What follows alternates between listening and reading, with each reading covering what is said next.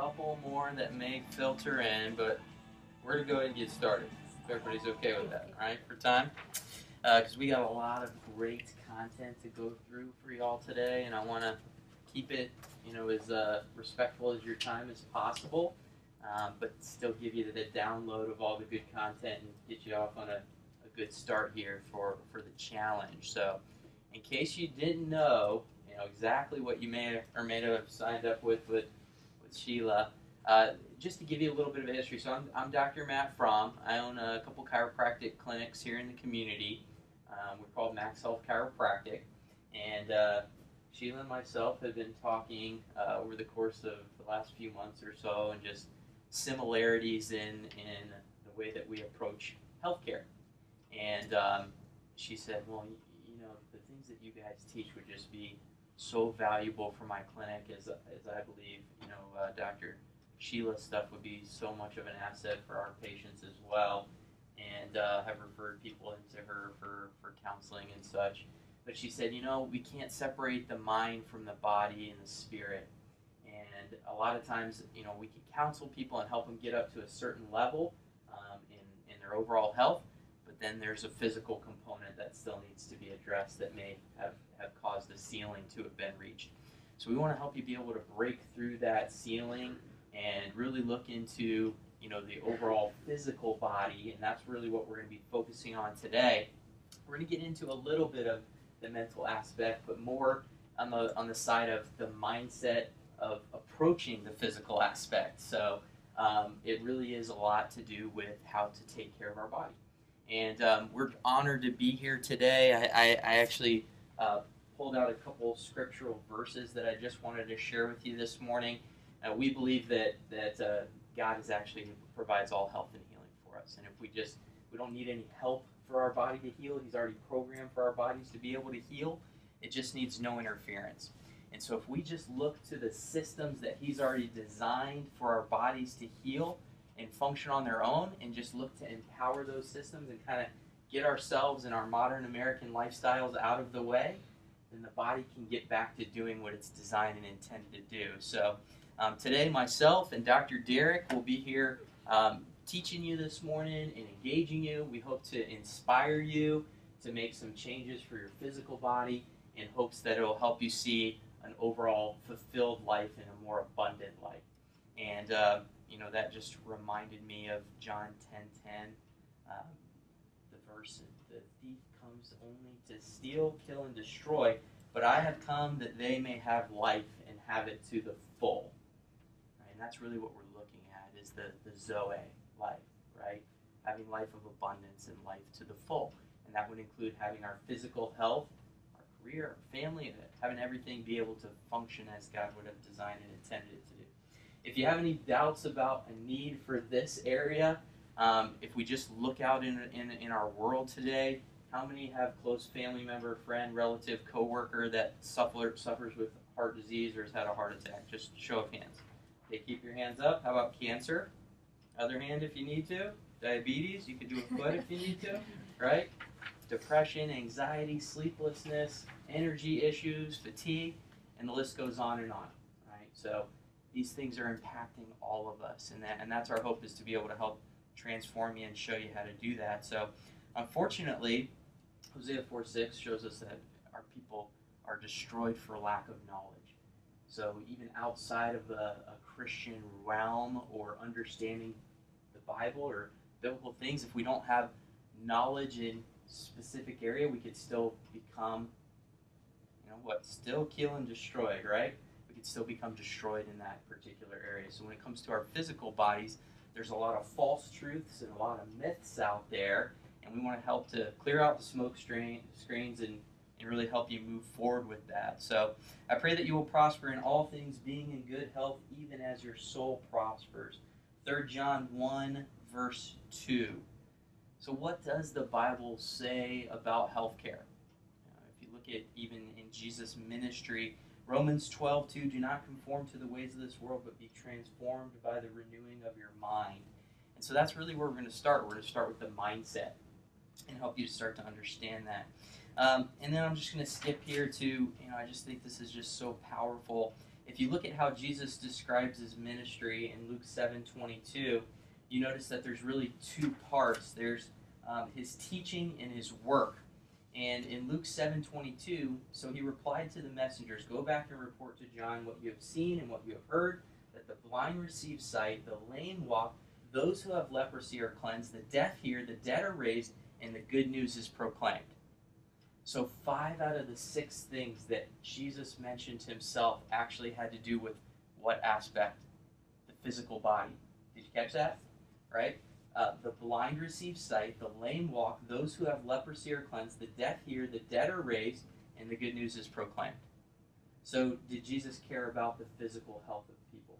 Absolutely he did. And I think that's fairly obvious if we look at all the healing side of his ministry and helping people become well. Well, the other part that I want you to understand is that if you look in terms of being the body of Christ and believers of Christianity, we are the vessel to carry out the ministry of the gospel. So we are the body of Christ. Christ is the head. Well, if I were to cover up my head and you could only see my body, would you call me a different person, or would you still call me Matt? You'd still call me Matt, right? And otherwise, if I were to cover up my body and you could only see my head, would you call me a different name, or would you still call me Matt? You'd still call me Matt, right? So whether it's the head or it's the body, which is us, we are Christ. We are the deliverance of the message of Christ into the world. And therefore, we need to honor the body, honor the temple in order to carry out that message. So just to give you some biblical perspectives and spiritual perspective, and you'll see that infused all throughout the literature that we've brought for you here today. Your Winning My Race guide is going to be your part of your 28-day challenge. So this will be your resource for further understanding and understanding the meaning and the why behind what we're going to be going through today, and just to give you some more of the research and things like that. So this is going to be a little bit, more of the fun reading behind the scenes. Hopefully, daily reading in between. What we want to engage you in today is mainly going to be your resource guide here, and you should find that within your folder. And so this is your quick start guide. So this seems a little bit more intimidating, does it not? Right? Like, oh man, how am I going to get through this at the weekend and be able to start on Monday? This we can do. And so that's what we want to do. We want to make it as easy as possible for you to start to implement this and start to get it going in the right direction. So you'll see that we already have all the meal plans laid out in here for you, the recipes. So the things that I'm going to be talking about here today, if it starts to feel overwhelming at any point, just take a deep breath and say, don't worry, Dr. Frahm and Dr. Derek, their team, we've put an easy-to-use guide for you to implement all this stuff. So we want to give you some of the science and the research and stuff behind it today as to the why to, but this is your how to. Okay, this is how to pull it off. And then you'll also see that we have an opportunity for those of you that have major health concerns or struggles and you'd like to follow up in one of our office locations for further support. We will certainly give you the opportunity to be able to do that if you feel that that's necessary, and we're here to help you with that as well. So with all that being said, I'm going to dive right into it here, and let's start moving forward and show you what we can do to help you be as healthy as possible, at least as healthy as I've discovered as possible. So the main point that I want you to understand is that we're going to look to get to the cause. I've found that there's mainly 2 schools of thought or approach when people approach their health care. The first school of thought is what we see most commonly here in our society today. There's a belief or a school of thought that believes that the body's made up of a bunch of individual parts that are inevitably going to break down at some point. And at that point of breakdown, then we're going to drug them, we're going to medicate them, we're going to inject them, we're going to cut them out, and then we're going to try and manage the disease process from that point forward, but really never with the idea that we're going to try and restore the body back to its ideal function. Okay, so that's our first school of thought, and that's what we see most commonly in our medical healthcare systems, and there's absolutely nothing wrong with that approach. It's absolutely necessary in some instances. 2001, I was involved in a severe motorcycle accident. Without that model of care, I would not be here today. Okay, so it literally saved my life when they rushed me off in the ambulance and had to do surgeries on me to get me to survive to the next day. But then when all that was said and done, there was still a lot of things that were broken that needed to be fixed for me to actually get back to functioning and healing the way that God designed and intended for me to, right? So there's really two parts of the equation. So the second school of thought then is that, we believe that the body has an innate capacity to heal itself. If I put a cut on your arm today, absent of it getting infected, what's going to happen to the cut? We hope it would heal, right? And if it can heal itself, what's the difference between a cut healing or your heart healing or cancer healing? The body has an innate capacity to heal itself. We believe if we can just remove the interference from that healing, the body will get back to the level of healing and functioning the way that it's designed and intended to, and that we can overcome most sicknesses and diseases and ailments just by empowering those innate systems that God's already designed and intended for us. Does that make sense? Okay, so that's where the 5 essentials come in. These are the 5 key areas that we found that interfere with our body from otherwise being healthy. So maximize mind is our first essential. You got to have the right mindset or the right approach. You have to believe that your body can actually heal and get well. And that's one of the biggest things that I see with modern medicine is that it robs people of hope. And they believe that once they have a label or a diagnosis of something, that they're going to be stuck with that for the rest of their life. And in many times I find that that's absolutely not true. We're designed to be overcomers. We're designed to be conquerors. You're more than conquerors. And we can, in fact, overcome these sicknesses and diseases and allow our body to get well. So the mindset is if I can get to the cause and remove the interference and empower my body, then that's going to give it the best opportunity to be as healthy as possible. And it may not cure or heal every ailment under the sun, but it's certainly going to be a lot better off than what we would otherwise accomplish, right? Essential number 2, maximize nerve supply. What does our nerve system control inside of our body? Everything. Controls every organ, cell, and tissue. Would that not be a good system for us to look to and make sure that that is healthy and functioning correctly so that it can coordinate all the other organs and functions and make sure that they're healthy and well?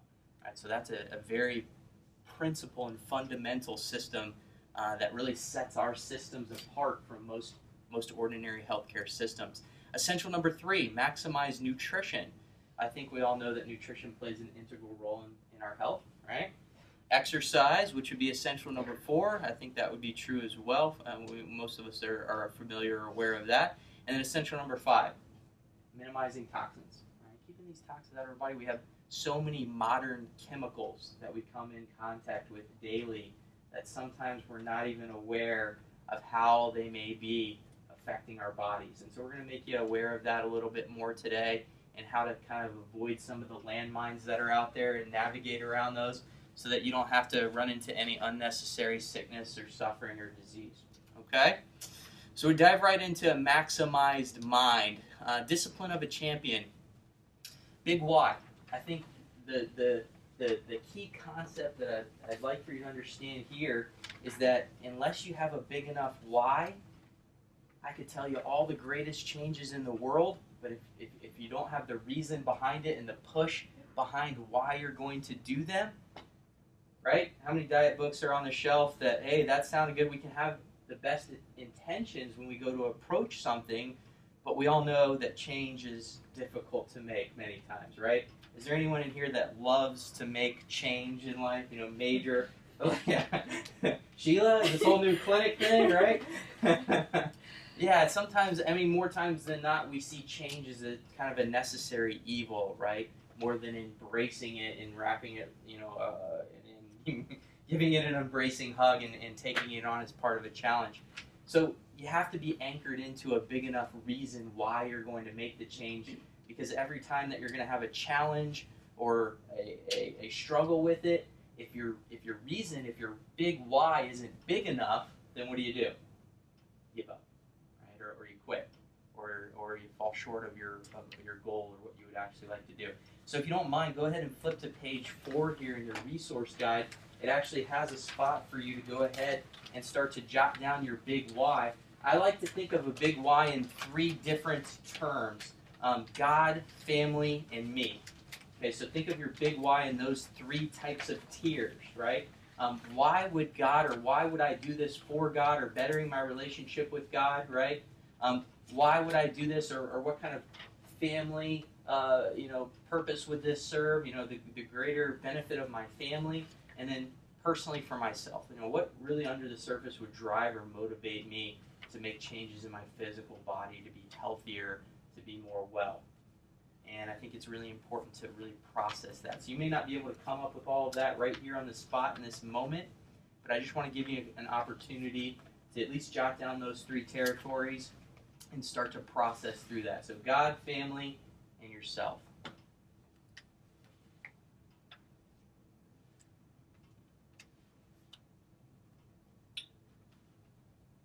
Hopefully you got at least those 3. And then your 28-day challenge. So you may or may not know, but this is actually going to be followed up by a 28-day challenge that will officially start Monday as far as our group is concerned. And we're going to go Monday, which is the 22nd, through March. I have it listed on here somewhere. I think it's March 20th, March 19th. Anyhow, it goes 28 days out from there, right? And so the purpose being then is that if you look at what it takes to form a habit or to make a significant change, you can't just do it for a day or 2 or a week or 2, right? You need to do this for weeks or even months at a time. So we want to set you up with community support, a group that's all moving forward, making this change together. You can kind of help to ride the momentum with that and start to make some of these changes for yourself. So ideally, what would you like to get out of this? That would be your 28-day challenge goal. What would you like to see realistically at the end of 28 days? Would you like to drop a couple pounds? Would you like to have better energy? Because we can definitely accomplish those things. Would you like to come off of medication? I've had patients be able to drop off their blood pressure meds before, or cholesterol meds, or start to see their diabetes numbers improve on their sugars, right? What kind of changes would you like to see? Maybe you'd just like to see an improved state of mood. I don't know. It's up to you. What is it that you would like to see? So write down your 28-day challenge goal. And if you don't know yet, getting the raccoon eyes, it's okay. You could process it, right? You could process this. Don't feel over. Deep breath, right? Deep breath. It's okay. Big why, commitment to serve God and conform to His will, not the world. Personal why, mission-based why, I can do all things through Christ who strengthens me. A couple winning principles that I want to equip and empower you with. Winning principle number 1, discover your right race, your UTP, your unique talent proposition. And so I like to explain this to the example of Michael Phelps, right? Great Olympic swimmer. We've obviously anybody not heard of Michael Phelps before? Yeah. And maybe been in the news for some things that we may not have been as proud about if we were his mother or his father or something, but he won a bunch of gold medals for swimming, right? So he obviously had a talent to do that. But what if Michael Phelps decided at a young age or was trying to be a ballerina or a swimmer, for example, or a wrestler, instead? Would he have been good for those types of things as well? But I think based on his body type and his design, that ballet or wrestling would have been much more difficult for him. If you look at a wrestler's build, I wrestled in high school, a little bit more stocky and short and can maneuver really quick and dart in when you need to and take somebody down, right? But he literally has, hands like paddles and feet like flippers that move him and propel him through the water, and happened to get lined up with that course and excelled tremendously in it, right? So his UTP was swimming. Once you get nailed into that, right, then it was a setup for success.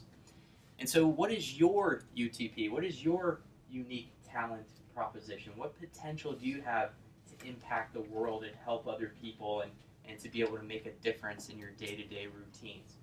For me, it ended up being the health of people, and you would have never thought that growing up as a kid. When I was a kid, we'd go over to my grandma's house, and as soon as we walked in the door, there was 1 or 2 things that she would serve us. And the first one would be a grilled cheese sandwich, which means Wonder Bread and 2 Kraft singles with margarine slathered in it in the pan, right? Or Pop-Tarts done right. What do I mean by that? Pop-Tart comes out of the toaster, margarine on both sides of the Pop-Tart. Yeah.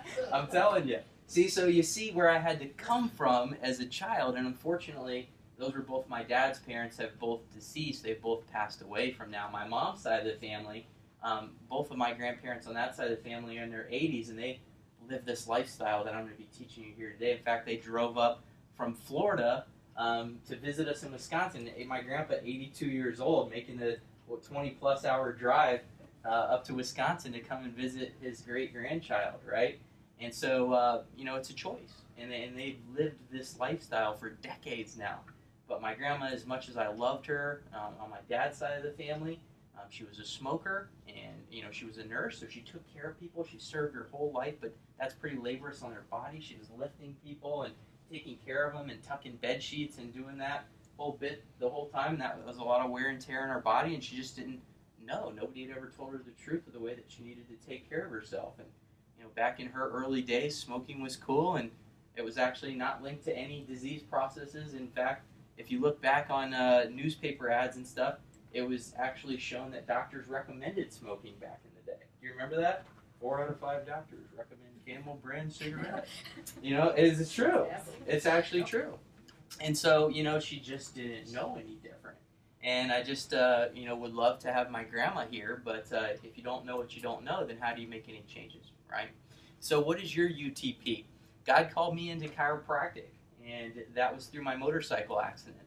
And after they saved my life in the hospital and patched me back up, fast forward a few months, I was still having a tremendous amount of pain. I was on a bunch of different medications, and ended up bouncing around from a bunch of different doctors, finally landed in a chiropractic clinic, and he taught me the cause of what was going on. I had severe misalignment in my spine structurally that was interfering with the nerves. Not only that was causing pain that felt like somebody was twisting an ice pick in my mid-back, but it was also causing heart palpitations. It felt like I had a belt wrapped around my chest and I could barely breathe, right? And so over time, correcting that allowed me to get my life back and start doing the things that I love to do again. And this was all in my early 20s, right?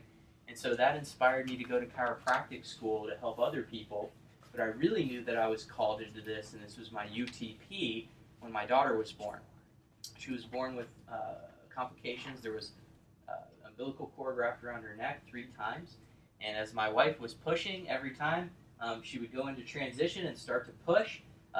Hannah's heart rate would drop down. The doctors became concerned that we were going to lose the baby. And so we had a couple choices. We were either going to do an abdominal C-section emergency, or we were going to have to do vacuum suction extraction, which if you know anything about the spine and the trauma that causes on a very tiny body, neither one of those are very good options.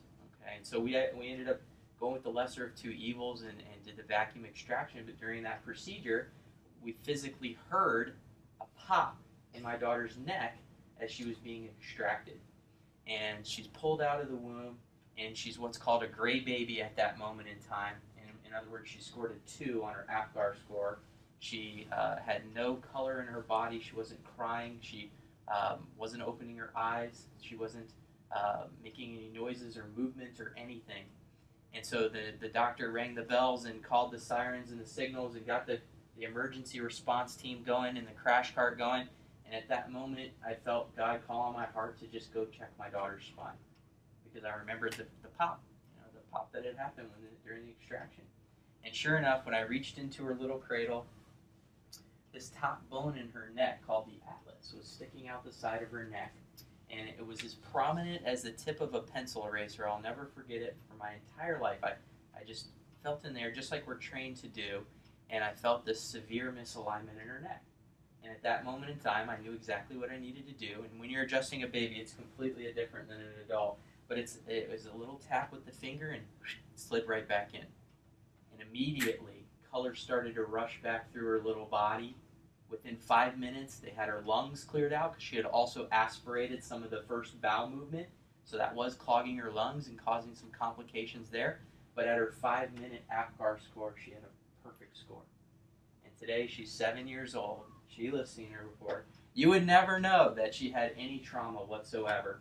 But I was there at the right place, in the right time, with the right knowledge. And at that moment in time, all the pain and injury and everything that I had to go through for the motorcycle accident was completely worth it, because it led me to a point that I was able to impact another life that was so close to me, right? So you never know how far-reaching something that you may think, say, or do today will impact the life of someone or some people or millions of people tomorrow. And that's why we go through these winning principles and start to set you up with the mindset of taking care of your body, starting to understand these principles, to evaluate where you're at so you could start to build a process. It doesn't happen overnight. To go through a process of change and transformation that I know can make a radical difference in your life. Okay, and that's why I'm here this morning, because I see a bunch of world changers. Every single one of you has the capacity and the potential, and I just speak that into your life. If nobody's ever told you that you matter or that you can make a difference, they were wrong. You can. You can make a big difference in somebody's life. And even if it's in through some of this stuff that I'm going to teach you today. But you have the capacity and the potential to do that. But you may need to be axe fight tough. And this one's a little bit of a gory, this is kind of a guy's sports thing, but axe fight tough. So if you were going to get into an axe fight, right? Think about an axe fight. You get an axe, they get an axe, who would win? That's kind of the rules, right? Are you tough enough to be able to survive that? Because throughout life, we're gonna come through hardships, we're gonna come through pains, we're gonna come through challenges and struggles. But I promise you that God will not waste that pain. He won't. He will use it for His victorious glory at one day, just like He used it in my example that I just shared with you. So I love Dan Gable's quote here: gold medals aren't really made of gold. They're made of sweat, determination, and a hard-to-find alloy called guts. Do you have the grit and the will and the perseverance to make the change? And I know that you do. Are you willing to dig deep enough to find it? That's really the answer. Winners have simply formed the habit of doing things losers do not like to do. Another one of my favorite quotes from Albert Gray. Winning principle number 3. Develop your strong room. As iron sharpens iron, so one man sharpens another. Proverbs 27:17. So, point being here is that all boats rise in the harbor. So if you surround yourself with people that are doing that area of life really well, and you have a respect and an admiration for them in that area of life, and you start to have them mentor you or look after you in that area, then they will automatically start to cause you to want to rise up in that area of your life as well. Does that make sense? Right? And so if you're in your personal health room, right, hanging out with a bunch of people that are at a level 2 or a level 3, right, then at best you may be at a level 2 or a 3. If you're hanging out with a bunch of people that are 9s or 10s in their health area of life, then at worst you're going to be a 5 or a 6. Does that make sense? So it's automatically going to cause you to rise up to the occasion. And, you know, it's been said that we are, in essence, a version of the 5 to 10 people that we surround ourselves the most with. And I would say that there is some truth to that. Of course, we're all our unique person or individual, but I think we do adapt to our surroundings and the people that we're around. And, you know, we want to be liked and accepted and loved, and there's always an innate desire and need for that, right? So look at these different areas of life and just kind of determine for yourself. And in your Winning My Race book, and you'll see as you go through this, but there's actually a section there in page 90 and 91 where it explains each one of these areas, but then it actually asks you to list 3 different individuals. Start filling your strong room. The first person would be a great role model. That one should be really easy to write down, right? So for me, in the chiropractic world, there's a guy named Dr. Ben Lerner who just absolutely is nailing it. He wrote this book actually. He's written over 20 New York Times bestsellers. He's done TV shows and radio shows, and owns a massive healthcare company that's literally changing and impacting the world. He has direct partnerships with the Dream Center, which is basically they take people off of drug addictions like Skid Row in LA and set them up with not only rehab, but then set them up with a new life. And they teach them labor skills and job skills and things like that. Get them set up. So, I mean, just on all areas, he has a great marriage. He's got a great family. I mean, almost like to perfection. And if I didn't know him so well, you know, and I do know the imperfections from the outside, you would say, this guy's got it all together. You know, but he's transparent enough with you to let you know, hey, I don't. You know, and here's the areas that I still struggle, right? But that would be a great role model for me in chiropractic, right? Second, someone as committed as you are to going to the next level.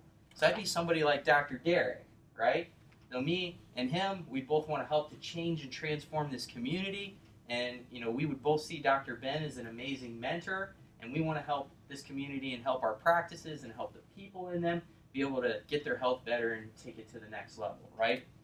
Third, someone that you can mentor and guide. So there should be someone before you, there should be someone behind you that you're bringing along in the process this whole time. Does that make sense? Okay, that's how you develop your strong room. So it's not that, well, I'm not going to hang out with you anymore because you're only at the level 2 or 3. No, it's I got my level 9s and 10s that I hang out with in that area, but then I have the people that are also I'm mentoring in those areas as well and trying to help bring them along also. Does that make sense? Okay, so whether it would be your faith room, your personal health, your personal growth, relationships, your finances, parenting, there's a dozen different ones you could go through, right? These are all just examples. Goal setting. Determine your priorities. Which of the spokes on the wheel of life. So one of the great tools that I love to use to see certain periods of time when things feel like they're getting too chaotic or off track, go back to the wheel. Look at the wheel of life. And you just simply grade these different areas. So you take all these different areas of life, and this is on page 137 to 160 in your Winning My Race book just for reference. But you take the wheel of life, and I think they actually have a wheel of life in there that you could fill out, and you just rate each area, right? Now, we all know that realistically all areas of life are never going to be a 10, right? It's like, seems like I go to work on one area of life, and then what happens to that one? Oh no, I got to keep that plate spinning too, you know? So yeah, you hear me on that one? So oftentimes my wheel looks exactly like this one here. Now, how well is that wheel going to roll? Right? So it's going to get a little bumpy, but then if I could just, let's round that out a little bit over here, and round that one out over there, maybe a little bit over here as well, I got a much smoother wheel. So whenever I feel like life is getting out of control, right, and I look and say, oh, you know what? I've been skipping date night with Jen. That's not good, right? We need to work on that again. Let's make sure that we get that properly in the calendar again. Let's be intentional about our relationship again, and just, because after a while things seem like they're going good. Like, I'll just skip date night tonight, or what? Things happen, right? And so just getting intentional about these different areas. Or you look at the bank account and you're like, oh man, credit card's been racking up a little bit too much, or these things happen in life. So life tends to get chaotic. Pull out the wheel of life. Find out where the chaos is. This is a really good tool to help to understand where to set the goals and where to start making things a priority. The winning war plan. So now you want to take your goals and all the things that you need to do. So you're going to make a huge to-do list. So every Sunday night we sit down as a family, we have a little family meeting, and we discuss all the things that need to happen for the upcoming week. Who's going to walk the dog? Who's going to feed the dog? Who's going to get Hannah to school and gym and dance and wherever else she needs to go, right? Who's going to show up and adjust patients at the clinic? So we get all those things lined up, and then we put them into a calendar that's called the war plan. And it's not called the war plan to be some kind of like gladiator, like it's the war against the other mindsets and mentalities and principalities of life.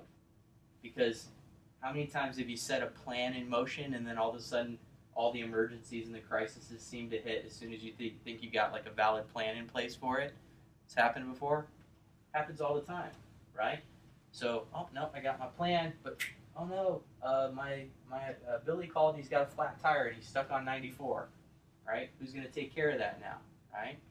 So when you have your plan set up in place, and the goal would be then to have things structured out and be disciplined in following the plan, that it's easy to make room and time for the emergencies of life that are musts have to do right now, right?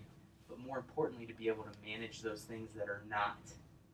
And if I get a buddy or a friend or something that wants to go do a hockey game, or go watch some basketball, or see the Packers or something, then I'm gonna have to look at the war plan and make sure that that fits in the schedule, and that I've gotten date night taken care of, and that we've gotten the meals planned out for that week, and that stuff's already taken care of, and that's all laid out, and we're disciplined in our schedule, and we're ready to go.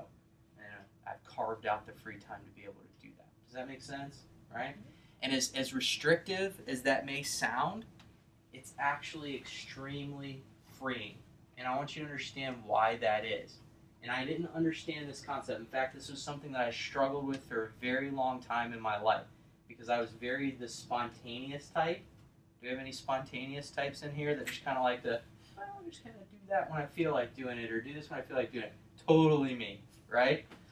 So Dr. Ben actually mentored me in this specific area, and he said, well, if you were a violin player, right, and you just decided that you would only practice when you felt like it, how free do you think you would be to play any song that anyone would put in front of you?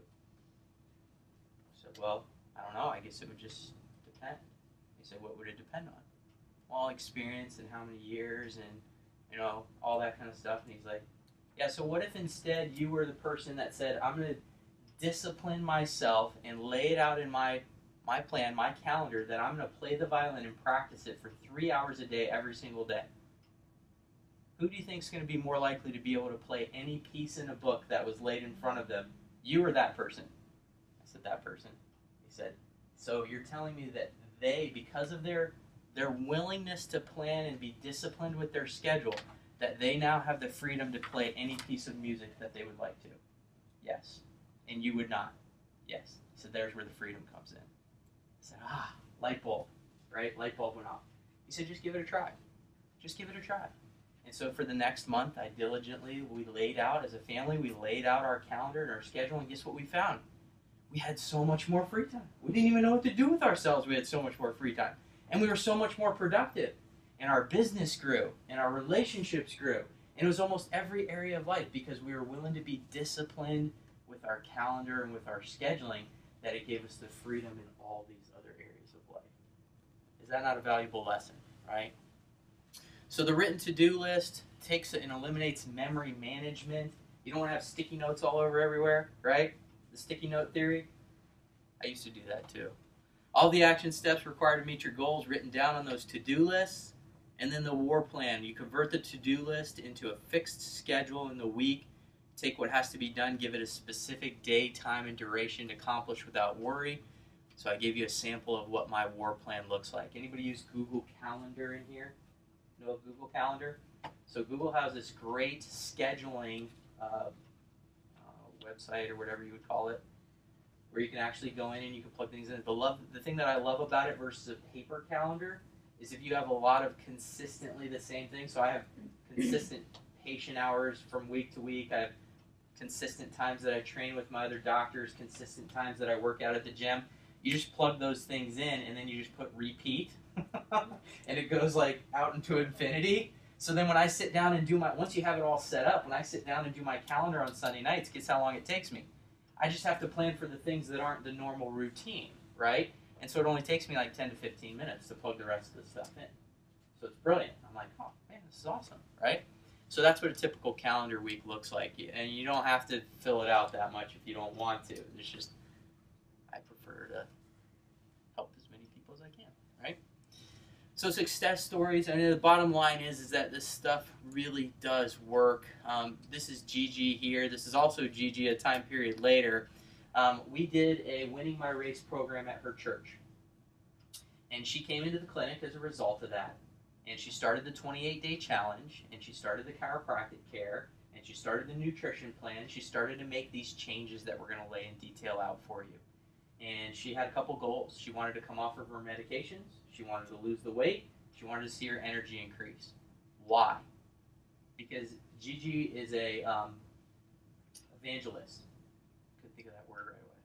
She's an evangelist. That's her ministry. And so she goes out into different parts of the country, remote parts of the world sometimes, and she just ministers to people.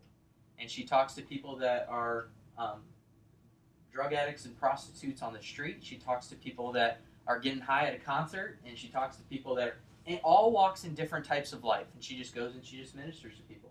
And she feels that that's what God has called her to do. She said that prior to engaging her physical body and starting to live this lifestyle, that she could typically go for about 3 to 4 hours at a time before becoming really fatigued and just worn out. And she said now she can go 8, 10, sometimes 12 hours. Who's more effective at ministry and helping more people? Gigi number 1 or Gigi number 2? Right? And of course, God's going to love you for whatever you're going to do to help and serve other people. But I guarantee you that Gigi is feeling more fulfilled and more alive in being able to help that many more people and do the ministry and mission that God's called her to do at that level. So, yeah, she ended up losing over 30 pounds. She came off the, it was a muscle relaxer. What else was she taking? Metformin, sugar metabolism, diabetes medication, blood pressure medication's gone. She's doing amazing, and she's still a patient in the clinic. Why would you learn a lifestyle and get healthy and learn how to live that and then not keep up with that, right? It just kind of makes sense. So she is doing amazing. She's referred dozens of people into the clinic now, and just a great success story there. That's her husband, Larry. They go out and do evangelism ministry together. Larry is also a patient in the clinic. He was the type of person that said, I'm super healthy. And look at him. He was fit. He was the one that would go 8, 10 hours a day. Gigi would have to go back to the hotel room wherever they were staying after 3 or 4 hours. He would keep going. Now they can go, and they could do ministry together, and they don't get tired. They just go. They do what they want to do. All right, super awesome. I just want you to take a look at this short video real quick as an extra layer of inspiration and encouragement. And then Dr. Derek's going to be coming up, and he's going to start to dive into some of the nutritional concepts that we're going to teach you today. And we'll start empowering you on the foods that you eat. So this is fundamental nutrition. We're not going to try and sell you a bunch of supplements that you just take for a short period of time hoping for change. This is, what are you physically eating? What are you physically putting in your body? Meal plans and recipes to help equip and empower your body to be well. So just take a look at this video. Consistency separates winners from wannabes. Diligence makes the difference between all-time greats and one-hit wonders. For the race is not given to the swift or to the strong, but to the one who endures to the end. So pick yourself up, shake your past off, put one foot in front of the other, and do it again. When you hear that little voice saying no one believes in you, you're too far behind, you're too small, this isn't working and this isn't worth it, another voice rises to remind you that the same power, the same strength, the same spirit that raised the Savior from a borrowed grave is alive and active in you. The same God who delivered you from the lion and the bear can and will deliver this new giant into your hands. So draw the line, take your stand, and just like you wielded your weapons last time, do it again. You've been here before. The battle is not yours, it's the Lord's. And if He caused you to triumph back then, be confident. He'll do it again. Yesterday, today, and forever, Jesus Christ is the same. And in His name, you are unstoppable. But receiving this promise requires perseverance. I know sometimes it's hard to keep it moving when you can't see your progress, when you've lost your perspective, when the pain has pushed you past your breaking point. But this is no time to tap out, because the end of yourself is the beginning of Him. So fix your focus, wake your courage, stir your confidence, and do it again. Set your face like flint with determination and declare, I will do it again. When it doesn't make sense, I'll do it again. When I have to go against the wind, I'll do it again. When all hell is breaking loose, when it feels like hope has disappeared from the horizon, and I've waited for rain, but I don't see any signs, I will look again, lifting my eyes to the skies. I see a cloud the size of a man's hand starting to expand, and it may start small, but little is much when God is in it. And I know I'll win if I just don't quit. Don't you dare quit. When you march 6 laps and still the walls won't fall, take another lap. You're closer than you think you are. You're closer than you've ever been before. Walk on. Show up today and the next day and the next day. Press till something happens. Pray till something changes. Push till something breaks. Say within yourself, whatever it takes, whatever the cost, no matter what they say, no matter what I feel, I've got a job to do, and I will see this through until God's kingdom comes and His will is done in my life. I'm leaving every excuse behind. I'm being transformed by the renewing of my mind. I'm taking up my cross and following the one who never stopped short, who never surrendered, who said He'd never leave me or forsake me. Jesus is with me always. He came and conquered. He died and rose again. And now He's calling me, causing me, commanding me to breathe again, hope again, trust again, give again, change again, expect again, rejoice again, fight again, rise again, right here, right now, in the name of Jesus, I will live again. So point being, don't give up. And you got so much within you to give. Just be committed to making a move in the direction of change. And as you start to take those baby steps, that momentum and that perpetual motion will just start to take over, and you'll see it becomes easier and easier and easier each step of the way. So one more quick testimonial here. This is Stephanie. Came to the office. My health had been declining in a downward spiral. I weighed the most I ever had in my life. I had numbness in both hands, radiated pain all the way both arms. I never felt rested in the morning. I had pain across my shoulders and neck throughout the day. I was very lethargic and addicted to sugar. Consumed over-the-counter pain meds like they were different colored M&Ms. Headaches are gone. My hands are no longer numb. I do not have arm pain. I sleep well. I have energy to exercise in the morning before I go to work. I'm no longer addicted to sugar. I don't even crave or desire it. I feel fabulous. The 5 essentials work together to create the you that you are meant to be. And this is a picture of Stephanie coming off her first medication. So anytime we have a patient that gets healthy enough to start coming off medications, they deposit the medication in our drug jug, and we take a picture. And it's just a little celebration that we do in the office. So this is Stephanie coming off her pain meds and putting those behind her for the rest of life and moving forward into a new life. So without further ado, I give you Dr. Derek to move into the nutrition component of what we're going to do, or excuse me, the nerve system component of what we're going to do, and then I'll be back for the nutrition component. So, Dr. Derek. Thank you. So, we need to understand the nervous system first before we start talking about nutrition. I know, how cool is that video that we just watched? Anyone else get goosebumps? Got goosebumps. Yeah, it's very inspiring. So whenever we go through these 5 essentials, this system, this program that we're taking you through, it works, and it works amazing. We're finishing up with another group, and I believe tomorrow is actually the last day. I have a patient down 36 pounds already, just after 28 days. It's unreal. I had a patient come in this morning. He's a single father of 4, and I always see him in normally his work clothes, his work attire. He came in a t-shirt today. His muscles are like bulging out of his shirt. It's like, where did this come from? Who's this guy? So we're going to teach you that. I'm going to teach you everything that we're going through with them, and we should get great results with it. Okay. The biggest disconnect with this is the nerve system. We all know that what should we do? We should eat healthy, we should exercise, but we don't know much about the nerve system. That's one thing that we really need to wrap our brains around first in order to actually move forward with this. A little bit about myself here, kind of my own testimonial with chiropractic is I lost my health from a spinal trauma when I was in college. And so when you think of someone in college, you think that it's their first time getting away from their parents, they're living life on their own, they're being more social, they're supposed to have a good time. Mine was actually the exact opposite due to my trauma, my spine. It was, I was getting to the point where it hurt for me to carry my backpack, it hurt for me to sit in a chair, to sit in a classroom. I wasn't sleeping at all. If any of you have ever not had a good night's sleep or had trouble sleeping, it's the worst. Your body's craving the rest, and you want the sleep, but you just can't sleep.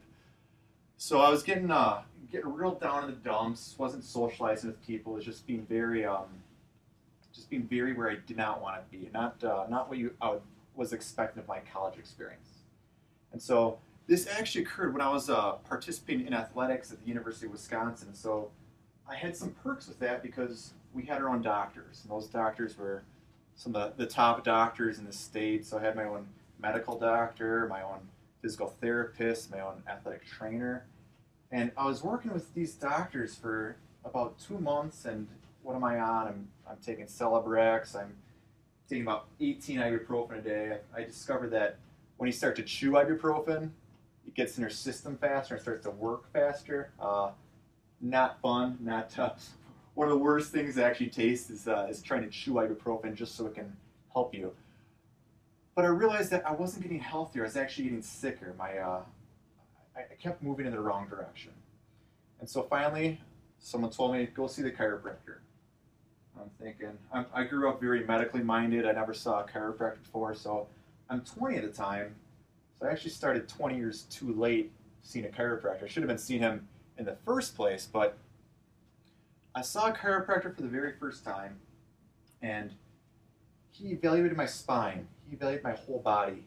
He found that I had a major bone out of alignment in my low back that wasn't just causing me discomfort, it wasn't just causing me pain, but it was also shutting down the organs that were going to my digestive system.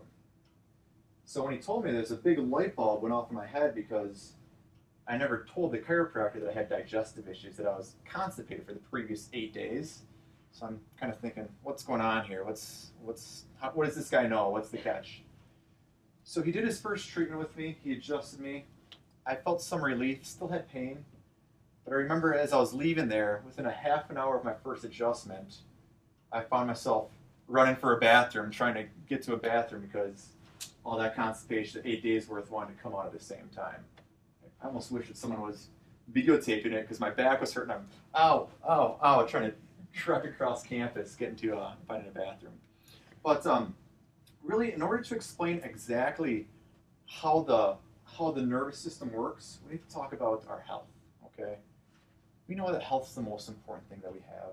If when we wrote down our goals, if I were to ask you what's the most important thing in your life, a lot of people, they tell me, well, it's my spouse, it's my kids, our relationship with God.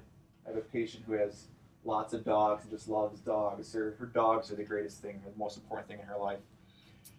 And so really, for every relationship that we bring ourselves, that we're involved with, we bring ourselves to. So if we're not healthy, the relationship's not going to be healthy either.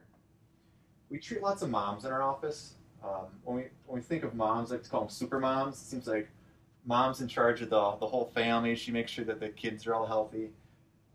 When mom's sick, who suffers because of that? The rest of the family does, right? The rest of the family starts to become sick. The rest of the family's not as healthy, not functioning the way that they should be. I was recently traveling on an airplane, and it floored me because you have the stewardess, they're going through the safety check before every flight. What happens? The oxygen mask, it falls from the ceiling, and what do they say? Put your mask on first, take care of yourself first, then you can help other people. So really, we need to make sure that we are taking care of our own health so that we can take care of others as well. So let's move into it. Let's talk about the nervous system here. The big disconnect that we have with our health is we know it's the most important thing in our life. We know it's our most important asset. But how do we define it? How do we know if we're healthy? How do we know if we're sick? If I were to ask someone, a random person on the street, when you woke up this morning, how'd you know if you're healthy? What do you think they would tell me? Breathing, right? Most of the time they say, you wake up, you feel pretty good, you look good, don't have any pain. That means you're healthy, right? The problem with that mindset is that so many disease killers in our country, we don't feel until it's too late. If we think about it, Dr. Matt, he was talking about heart disease, right? The first symptom, the first sign of having heart disease is what? It's actually a heart attack. It's that disease process, it's developing, it's building in our body for years and years and years. Then finally, the first symptoms of heart attack. How about cancer? We all know someone that's had cancer. Can you have cancer and not feel it? Absolutely. I know. Our neighbors growing up, we had one of our neighbors was an ultra marathon runner, super fitness lady. She ended up getting breast cancer at the age of 55. It's like, why her? We always thought that she was the healthiest one in the neighborhood, but really, we were basing her health on how she looked and how she felt. I know my uncle, he was diagnosed with colon cancer when he was 62. He passed away when he was 63. Was he really healthy when he was 62, although he felt good, although he had energy? No, that was developing in his body for years prior to that. If I were to have a heart attack today, and yesterday I'm exercising, I'm eating good nutrition, I feel good, I look good, am I really healthy? Or I'm not. So what we have to do is really have to change our mindset around and figure out what is health? What's the real definition of health?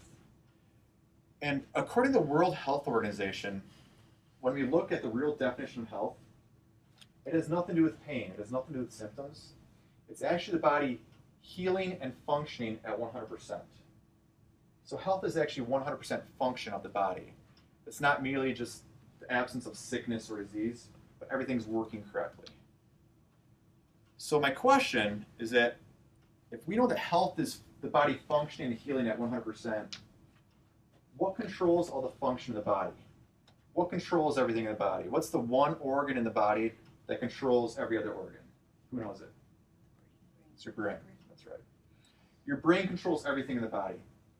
The power that made the body is the power that heals the body. We talk a lot about interference. We talk about getting to the cause. Your body doesn't need any help healing. It just needs no interference. And that's what we're evaluating everyone for, is we're making sure that they don't have any nervous system interference. So up here, I love this slide. If I'm stuck, if I'm trapped in the middle of the woods, how long can I go without food?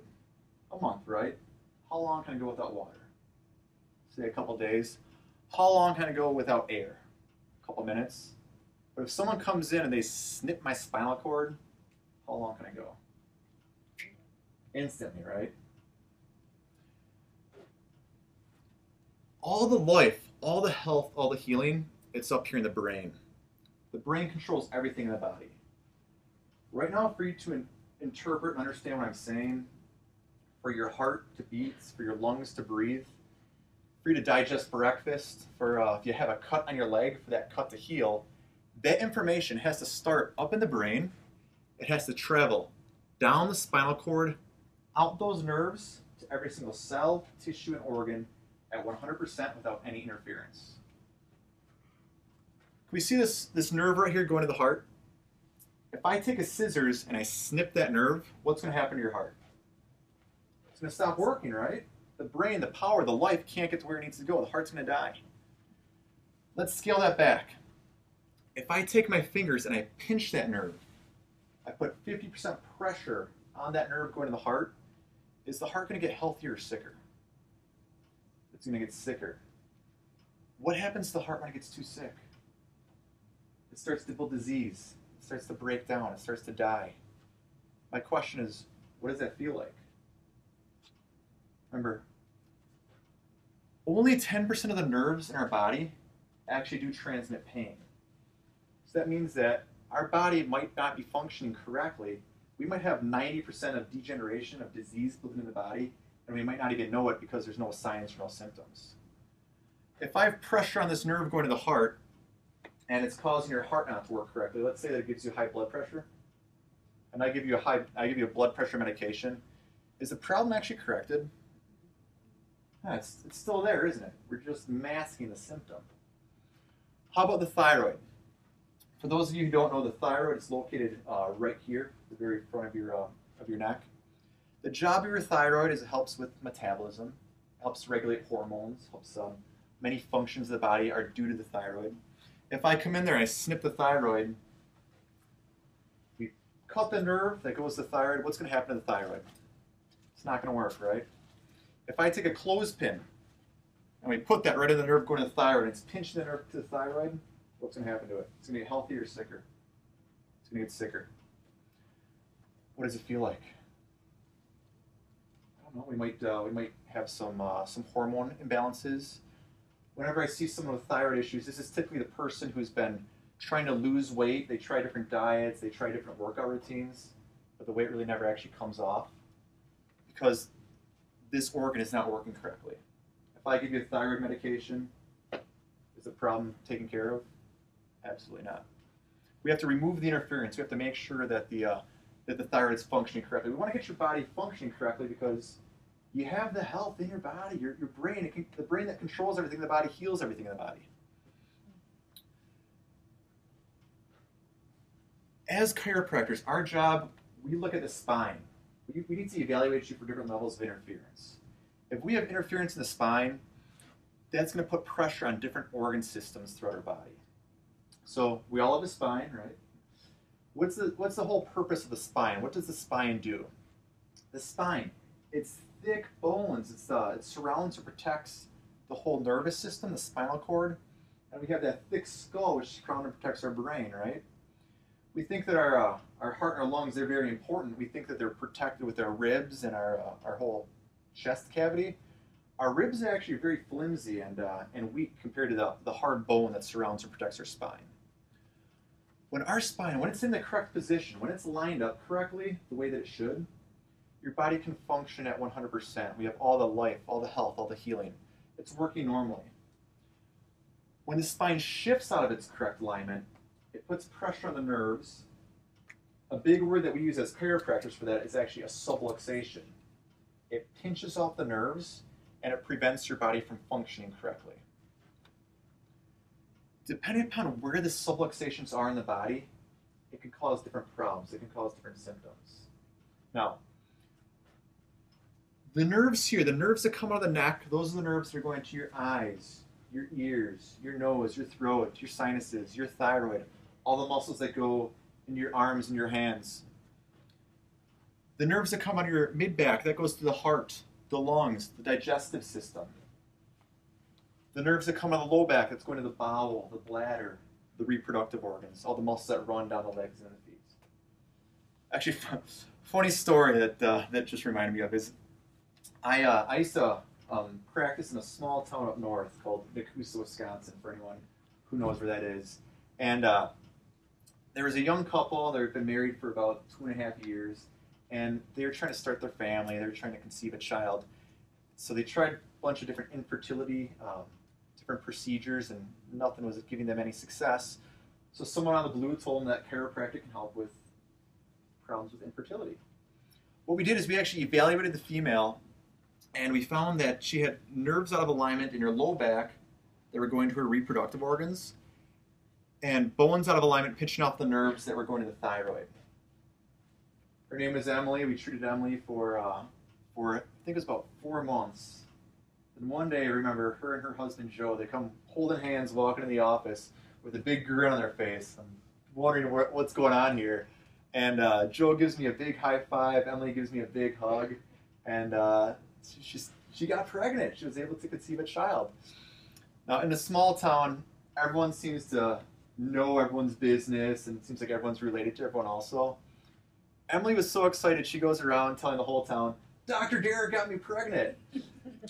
Does not sound good in a small town just because, rumors can fly. So they had to, when they came back, I had to explain, okay, I did not get you pregnant, but we took pressure off the nerves going to the reproductive organs, which helped your body to function correctly, which helped you to become more fertile.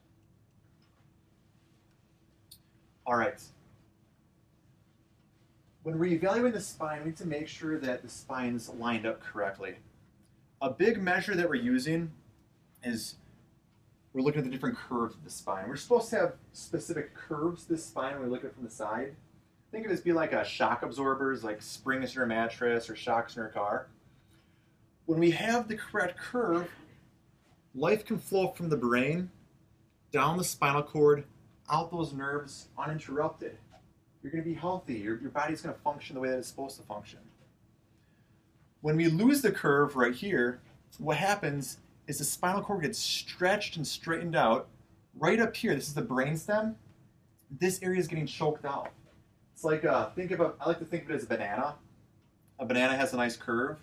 If you try to straighten a banana, what happens to it? If it's green, it rips. If it's brown, it smushes and mushes, right? So what's going on is actually, when we lose those curves, that's putting pressure up on the brainstem up there. Emily, the one who I told you about with, who was having the thyroid issues as well, she had this bad, severe reversal of the curve. Can I just ask a question? Yeah. I had my thyroid taken out July 2nd, and I was put on Synthroid, but I have never felt worse in my whole life. Mm-hmm. I mean, I have no energy. I'm cold all the time. You know. That's a loaded question. Let's talk afterwards. Okay. Okay. Yeah. Great. Thank you for that. I would love to. Yeah. I know. What we're looking at here is we're looking at the spine from the side. Okay. We want to make sure that we are lined up correctly. This is what we call a complete reversal of the curve. We can see all the life, all the health, the healing up here. It needs to get down here. Can you see where that's getting choked off? The body's not able to heal correctly when we do have these interferences. Okay. We hear a lot about this osteoarthritis, with this degeneration, this degenerative joint disease. What exactly is that? It all starts from a structural problem. When we have structural problems with our spine starts to degenerate, it starts to break down over time, and then we start to lose our health. When we're checking someone out, when we're looking at them, we want to make sure they have this nice overall curve. As we degenerate, we go through these phases of degeneration. We have phase 1, phase 2, and phase 3. These x-rays are difficult to see, but I want to do a good job of explaining this, because when we have a structural issue, when we have this problem going on in our body, it starts to get worse and worse, and we get more degeneration. It turns into more of a permanent damage that we can't help with as much. Phase 1, what happens is we lose the overall curves. This is normal right here. Phase 1, we lose the curve. What that's doing is that's putting a lot of pressure on the spine. It's putting lots of pressure on the nerves. If this goes uncorrected or untreated, it goes to phase 2. Phase 2, these bones, they're smushing down on what we call the disc between each of the vertebrae. What that does then is it starts to form that degeneration. It forms that arthritis. If this goes uncorrected or untreated, it leads to phase 3. Phase 3, what's going on is the bones, they're literally trying to fuse themselves together. When we get to this point, there's limited that we can do as chiropractors, just because the body's naturally fusing itself together. That's why we encourage everyone to get checked as soon as possible. Like I said, I started seeing a chiropractor when I was 20 years old. I started 20 years too late. I wish I would have gotten checked from day one, so that way I never would have had these issues in the first place. From going from phase to phase to phase, it takes a good 10 years. So this is something that doesn't occur overnight. The kicker, the really confusing part about it is that it can occur with pain or it can occur without pain. So we can use pain as an indicator about how our spine's working, how our spine's functioning. The only way to know is to actually get checked through x-rays, and that's exactly what we do in our office. Right here, this is a brief video. It talks about all the different areas that the brain communicates to via the spine.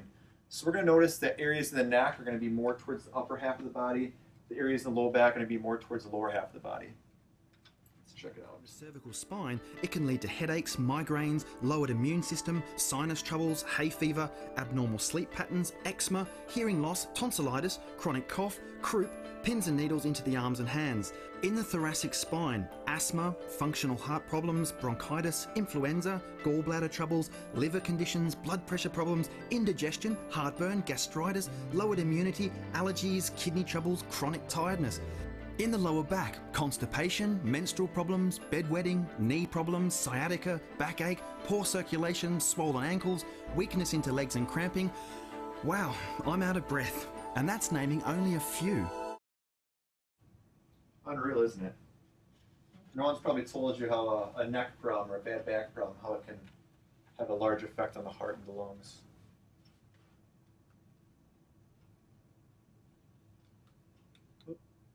click happy here. In the cervical spine, it can lead to headaches, migraine. There we go. All right. So what we're looking at here, it's very difficult to read, but this is showing all the different symptoms that we might have. Now, when we have a symptom, when we have something wrong with our health, I want you to think of a symptom as like a fire alarm or the check engine light coming on in your car. If your house is on fire and a fire alarm goes off, what are you going to do? Are you going to just take the batteries out of the fire alarm and say the problem's solved? That would be ridiculous. We have to get to the cause of the problem. We have to correct the problem.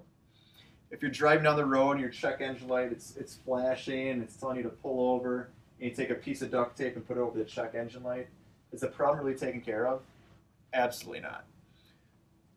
Just to briefly go over this, so the nerves, we talked about where they go to. So if we have problems in the neck, we might have foggy thoughts, we might have bad headaches, bad migraines, problems sleeping. Those same nerves go to the thyroid, so we might have problems with metabolism. We may have issues going on with weight loss, sinus issues, any numbness or tingling going down the arms into the hands. The nerves that come out of the mid-back, those are the nerves that go into the heart, the lungs, the digestive system. So what might be some things we might see? Some high blood pressure, high cholesterol, asthma, allergies, any digestive issues, heartburn. The nerves that come out of the low back, that goes to the bowel, the bladder, reproductive organs. So we might have some constipation. I told you, when the first time I saw a chiropractor, that nerve going to my digestive system was getting pinched off. So it may cause constipation, diarrhea, any sort of numbness or tingling going on the legs and the feet.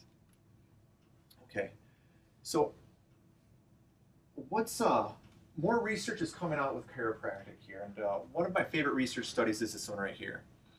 This is from the University of Chicago Hypertension, and what they did is they actually did a research study, and they determined that having an adjustment to the atlas, the very top bone of your neck, lowers your blood pressure medication more productively, lowers your blood pressure more productively than taking 2 blood pressure medications at the same time.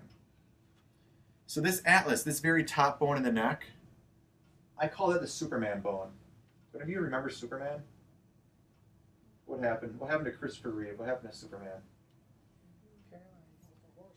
He fell off a horse and he damaged the top of his neck. That bone, if you go ahead, take your finger, put it right behind your ear at the very base of your skull there.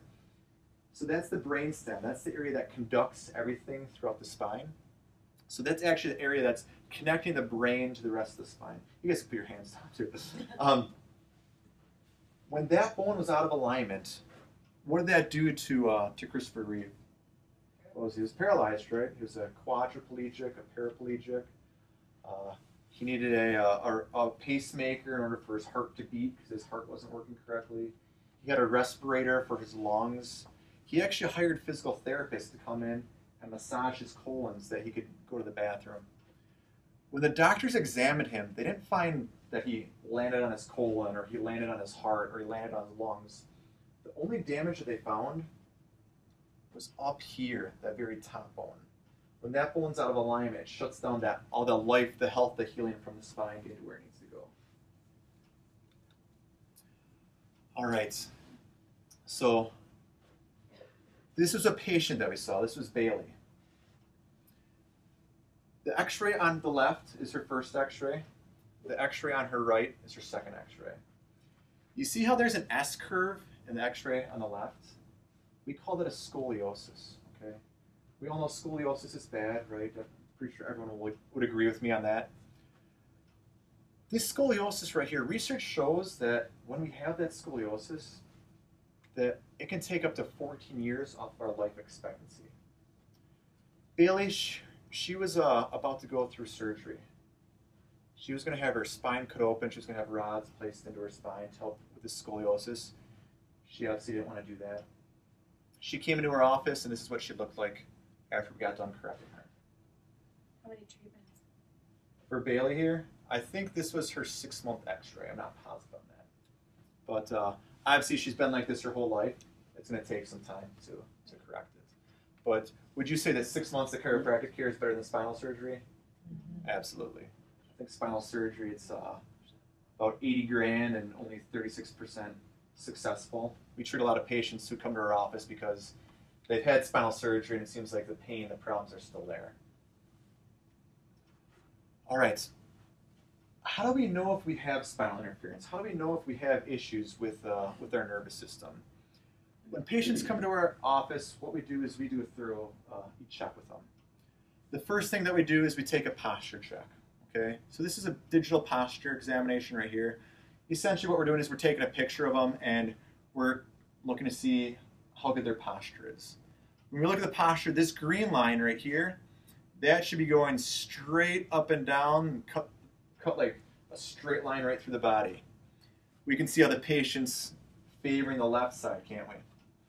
We're also looking at the overall shoulder height, the pelvis height. Those should be even. They should be parallel with the ground. Can you see how this patient right here, her shoulder's lower on the left and her hips lower on the left? What do you think that feels like? It hurt.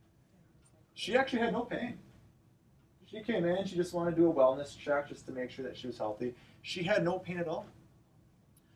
Another thing that we have to do is we have to check your nervous system. So we do a nerve scan.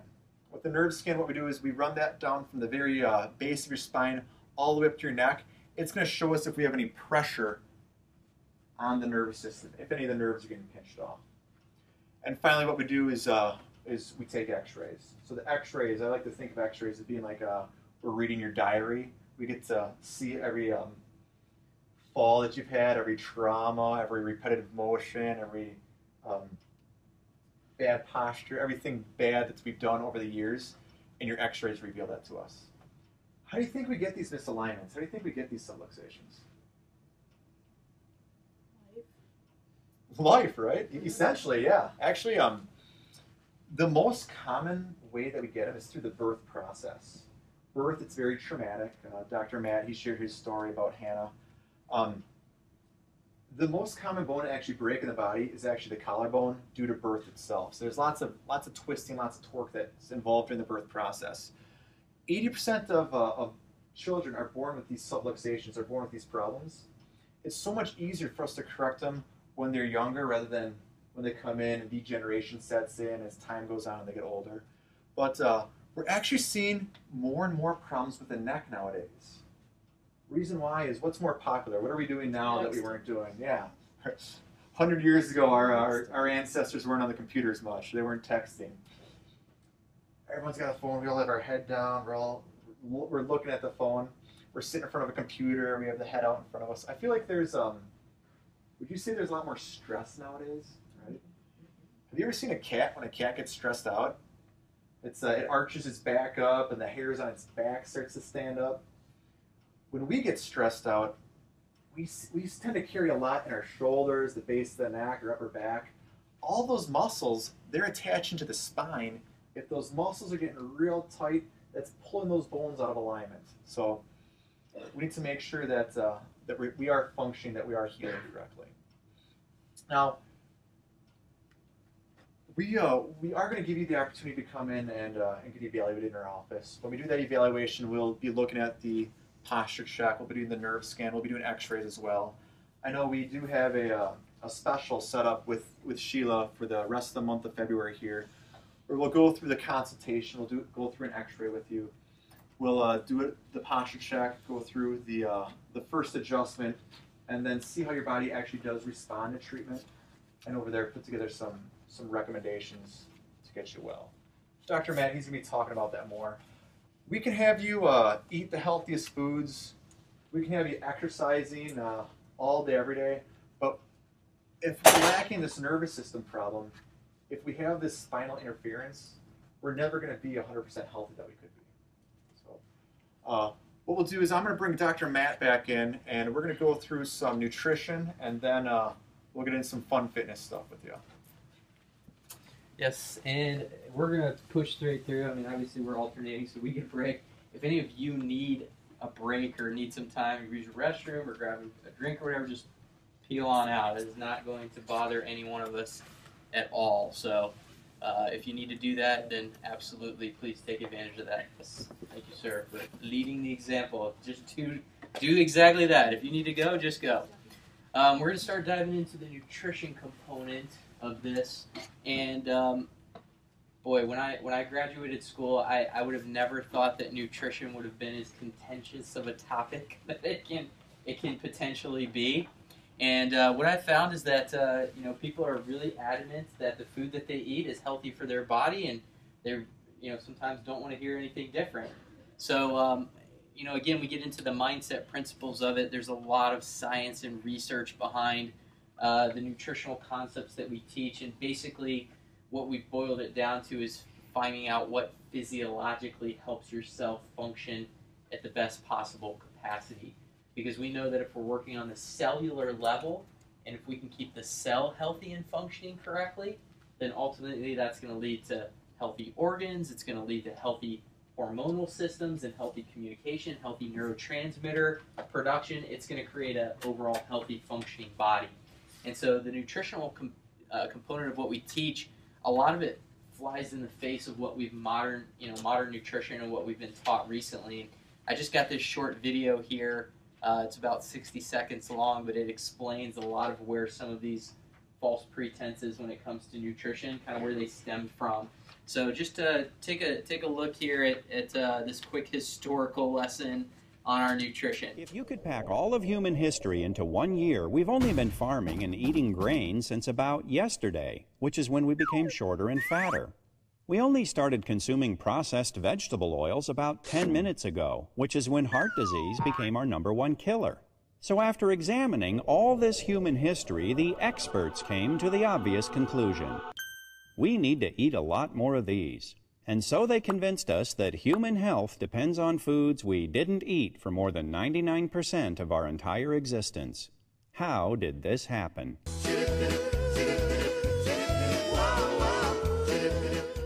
In the 1950s, a biochemist named Ansel Keys published a study that compared heart disease and fat consumption in a half-dozen countries. The more fat, the more heart disease. The trend line was unmistakable. Just one little problem. Keys left out countries where people eat a lot of fat but have very little heart disease, like Holland and Norway. He also left out countries where people don't eat much fat but do have a lot of heart disease, like Chile.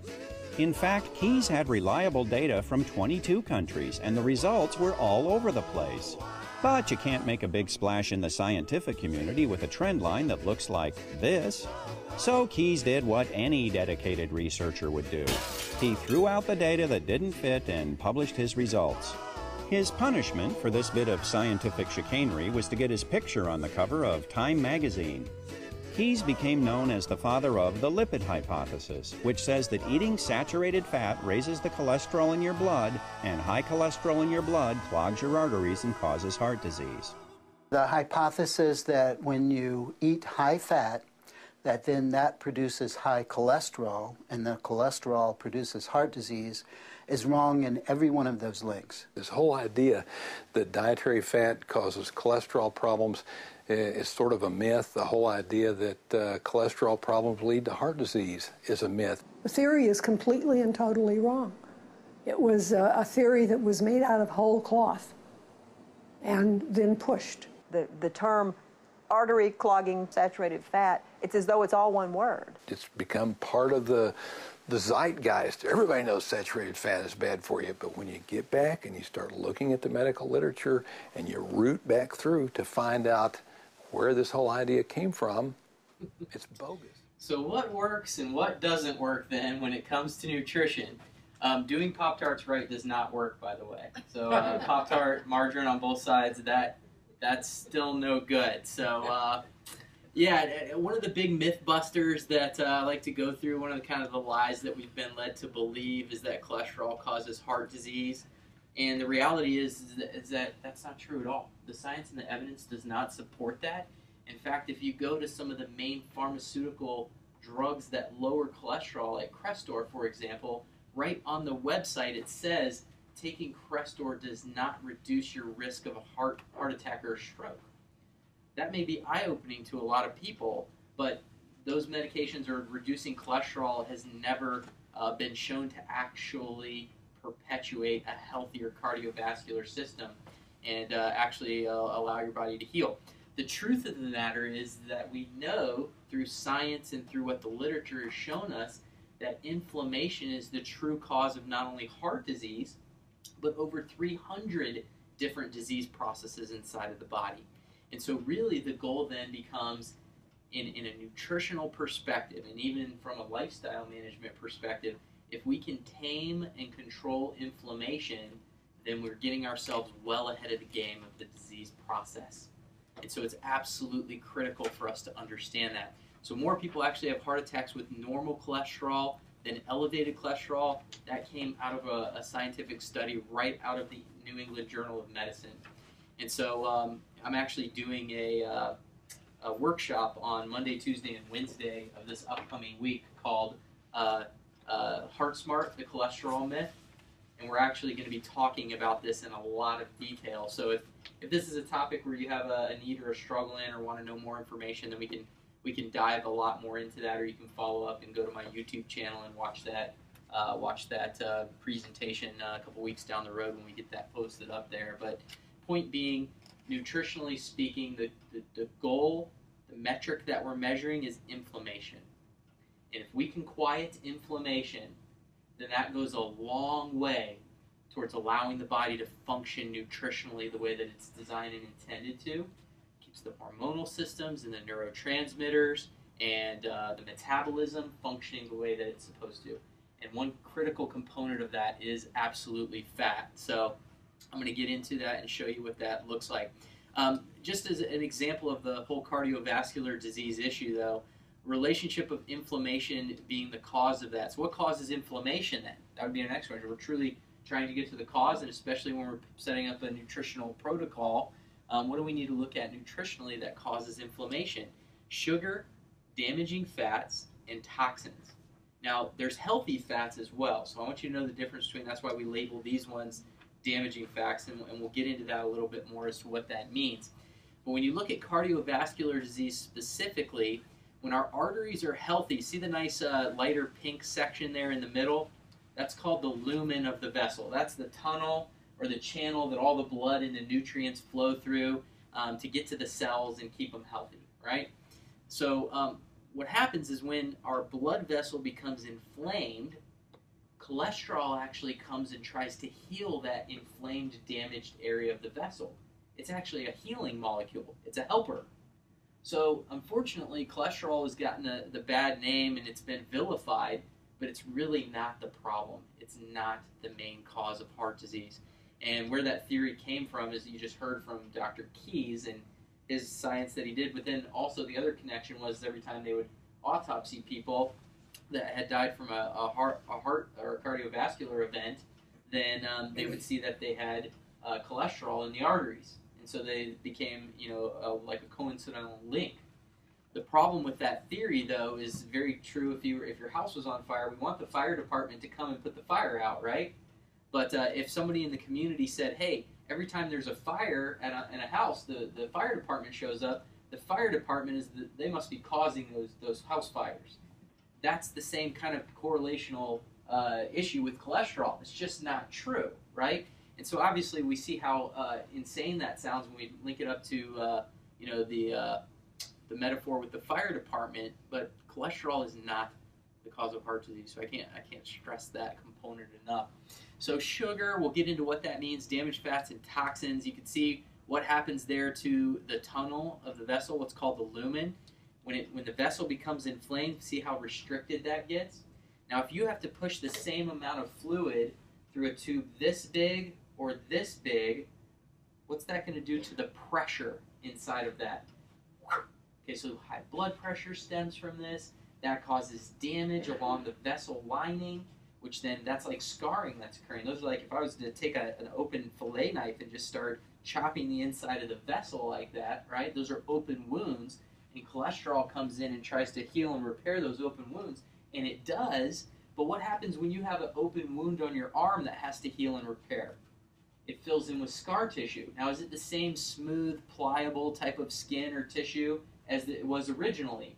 Or is it more hard and inflexible? And for my motorcycle accident, all along this left side of my body, it's like alligator skin where that stuff healed over, right? It's very impliable. It's very hard. It's like the body had to build like an extra protective layer saying, hey, if you're going to be dumb enough to go skid across the pavement for 300 yards, then I'm going to toughen your skin up a little bit. So if you decide to do that again, then maybe it won't injure you as much, right? So the same thing is true here, and eventually what happens then is the artery becomes completely occluded as a result of that scarring and enclosure of the inflammation on the blood vessel. And there's actually one more step than this that's not shown. But when you have that hardening of the vessel lining and the scarring that's going on there, it has the inflexibility and it's not very pliable. So then the tissue starts to give way. And when we have a blood vessel that balloons out, does anyone know what that's called? It's called an aneurysm. Have you heard of this term before? Right? And that's actually what happened to my grandmother that I was telling you about, the one that was a nurse and was a smoker and made the Pop-Tarts and the grilled cheese sandwiches for me, right? She had an aneurysm that burst when she was walking through the mall with my grandfather. And it was in her brain, and so it hemorrhaged and she was gone within 2 minutes. By the time the paramedics even got there, they'd called it. So it happens that quick. But this process had been building inside of her body for decades to get to that point. Does that make sense? So if she would have known, and this is one of the reasons that I'm so passionate about these principles, because if she would have known how to start eating this way when she was in her 30s or 40s or even 50s or even 60s for that matter, and she could have started reversing some of that damage by getting healthy foods in there, decrease the inflammation, allow the vessel lining to start to heal and function. But guess that process of healing, that also takes time as well, right? So you can't start eating the nutrition plan that we've lined out here for a month and expect 20 or 30 years worth of vascular damage or internal damage within the organs to be completely healed. Does that make sense? So that's why it's an ongoing lifestyle or a process that we teach. I have a question. Sure. Your meal plan, what if you don't like it? We could substitute it. I will talk about that towards the end. Okay. Hang tight to that one.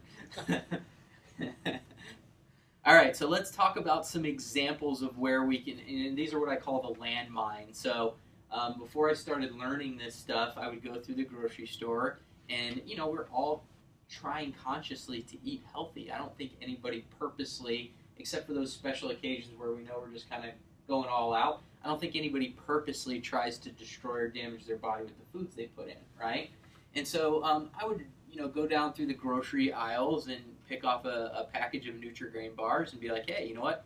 Low fat, excellent source of calcium, got some natural flavors in there, whatever that means, right? And you're like, I'm doing pretty good for myself here, right? And then you start to learn more and more, and you flip it into the ingredients label, and you start to read what's actually in this stuff. So high fructose corn syrup, what does that break down to? Sugar, right? So what we're looking for is there sugar, bad fats, or toxins in this thing, right? Things that are going to drive that inflammatory process that we just went through. Then you got corn syrup is the next ingredient, which is also sugar. High fructose corn, glycerin, guess what that one is? That's sugar as well. Fructose, sugar. And then we have some actual sugar, maltodextrin, which is a corn-derived sugar. Yes, ma'am, she's got it. So you can read through the cornstarch. That's another one that breaks down to sugar. And then there's some other things in here like the modified cellulose, the xanthan gum, some other things that we probably can't even read or pronounce, like a carrageenan. So the general rule of thumb would be this. If it ends in OSE, it's a sugar, fructose, right? If it has the word corn or a corn derivative like cornstarch, it breaks down into a sugar. Okay, if it says sugar or syrup, it's a sugar. Those are kind of the general rules to identify a sugar. That'll probably get you 95% of the way, just by understanding those three things right there, right? The second one is the damaging fats. See this partially hydrogenated soybean or cottonseed oil here? That, anytime you see this word hydrogenated, hydrogenated automatically means that it's a trans fat, that it is a processed, chemically derived fat. And unfortunately, that's going to be a major driver of inflammation inside of the body for us, right? So we want to watch out for that one, and especially when it comes to things like cardiovascular disease. Those we all know trans fats, right? You've heard of this terminology before.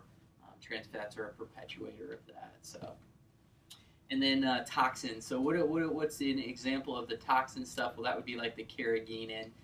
Things that you may not be able to pronounce or read or know exactly what they are, like a xanthan gum or something like that, typically are chemicals or what they call stabilizers or modifiers, or this one doesn't have any red dye colorings or blue or any other dyes that I see. Oh, yep, no, never mind. There they are right there. 40. Red number 40 and blue number 1. Those would also be other toxic preservatives or chemicals in there. So any of those types of things. General rule of thumb, when you're reading an ingredients label, if it has more than 4 or 5 ingredients in it, it's probably loaded with preservatives and things that you don't want to be putting in your body that are going to be driving this inflammatory process. So again, I say all that to say this. You want to lean towards the organic foods because those are going to be the ones that are less processed, less chemically laden. You want to lean towards things that are natural, that come out of the ground, right? So go into the produce section or getting the meats directly from the butcher instead of buying them in the frozen food section in like a Hungry Man meal or something like that, right? Those would be the ways that you're going to protect yourself from a lot of this. So we call that perimeter shopping in the grocery store. Stand around the perimeter, right? Keep the center behind you, right? Stay around the perimeter. Because if you go down the aisle and you start reading the ingredients label, I'll save you a ton of time. 95% of what's down the aisles, you're going to find a lot of this stuff that we're going through right here. Okay, so, and then we're also going to equip you and empower you with our online grocery store actually does all the work for you in this regard because it only offers organic and non-GMO foods. So they're already all vetted for your convenience to do that. But stores that we typically would shop through this stuff in town would be like Good Harvest around the corner, Whole Foods, which some people call Whole Paycheck, and that tends to be one of the more expensive ones. Trader Joe's is another more cost-effective one. You can get a lot of good, healthy offerings at like a Woodman's. Aldi has been offering a lot more cost-effective, organic, and healthy options. So you just got to look for them. But there's a way to do this that doesn't necessarily have to hurt the pocketbook either. We teach you and show you how to do that. So, concept of fake food versus real food. A handful of almonds in a package of Twinkies actually has the exact same calories in it. Which one's going to be more productive for energy, health, building the lifestyle that you're looking for and making sure that you're going to be well, right? You may argue on taste, but again, there's more factors that go into, again, we're looking at things from a cellular level. And what I find is that when patients convert over to this and start eating the foods over here on this right column, they have a lot less desire and need. And in fact, when they go back and eat something sweet or the French fries again or something, they find that the taste and the craving's just not there anymore. That their body's literally been able to start to eliminate that hormonal response and that need. So you've probably heard of the standard government issue food pyramid, right? Get your 6 to 10 servings of grains down in the base, right? Well, we pretty much flip the food pyramid completely from what science really shows your body actually needs to be well. So you want to load up on fruits and vegetables and herbs down here in the base, nuts and seeds, beans and lentils and legumes. We got our meats and our raw dairies over here. If you want to get some sprouted whole grains and do that occasionally, that's fine. And then all of our sweeteners and things like that up at the very top. So, we've laid out the nutrition plan and the meal plans for you to follow those guidelines. So it's kind of automated for you to help. We try to put some of the most turnkey recipes that we have in here and the ones that have been kind of home runs with patients. In other words, that they really liked the way that they taste. So we're not trying to force you to sacrifice on the taste or the experience or the enjoyment of food, but at the same time to start to move into a direction that will allow you to get the results of making some healthy changes in that regard as well. So one of the things that we'll typically see when folks engage on that 28-day challenge is that they'll drop some weight quick. So you want to lose 10 pounds fast, engage into the advanced nutrition plan, which is what we've laid out for you in your resource guide, because it attacks the problem at the hormonal root. And again, when you calm inflammation and you eliminate the sugars, now you're not forcing the cortisol and the insulin secretions, which drives stress and drives the ages principle, which literally ages the cell faster. So it's actually an anti-aging meal plan as well when you do it for the long haul. And that's just one of the benefits of keeping your insulin levels low, which is directly driven by sugar consumption. So 5 keys: eliminate sugar, cut out the grains, because again, grains are going to be processed and digested directly into sugar. Remove the bad fats and add good fats. Eat very little fruit and avoid toxins. Example meal plan: do a smoothie in the morning for breakfast to kind of get the metabolism going, especially if you're a big breakfast eater. You want to get something in there to get your metabolism going. Lunch meal: a salad with some chopped chicken on it, or even, some chicken salad that you made up. Apple with almond butter is a snack. That would be a great afternoon snack if needed. And then, a portion of grass-fed meat with a side of steamed veggies or cooked veggies on the side would be this would be a great day's meal, right? So just to kind of hit on some of these a little bit more in depth, because I know we kind of blew through it just for the sake of time, and each one of these 5 essentials, honestly, we could go for days on if I had that much time to educate you and teach you on those. But for the sake of time and honoring that today for you guys, and again, equipping you with the resource to be able to go and start implementing things right away, and then being able to kind of learn as you go in the Winning My Race book here. But a couple things to understand: the bad fats are going to be your hydrogenated oils, your canola oil, your vegetable oils. These are all highly processed oils. So if you're cooking with these things right now, you're pouring damaging fats right into the cells and fueling the fire of this inflammation. You want to lean towards things like coconut oil is a great oil that I recommend for patients. Avocado oil is another great cooking oil. Olive oil is also phenomenal. I don't really appreciate olive oil for cooking though, because you can easily damage it. It really doesn't withstand temperatures that well. So if you ever see an olive oil smoke or simmer off a pan, if it starts to brown in the pan at all, then you just converted it to some hydrogenation. That's hydrogenation that's happening there in front of you. It's rancidifying the fat right there before your eyes. So yeah, you want to be careful with the olive oil, but coconut oil and avocado oil has a much higher smoke point, so they're a lot more temperature resistant. What about peanut oil? Peanut oil is decent. It doesn't quite have the healthy fatty acid ratio that I'm looking for, but it's definitely a lot better than the vegetable oil. So if I had to grade them, I would say the vegetables and the canolas are the absolute stay away from. Peanut would be a good. Olive oil would be next, better, and then the best would be the coconuts in your avocado oil. So. And then we talked about how to identify some of the toxins, but basically anything that you can't pronounce or something that has a dye or a chemical sounding name in it. And just Google it if you have any questions. It'll pull up all kinds of crazy things. I had a patient come in and she said, I was wondering what this ingredient was. It's called an anti-foaming agent.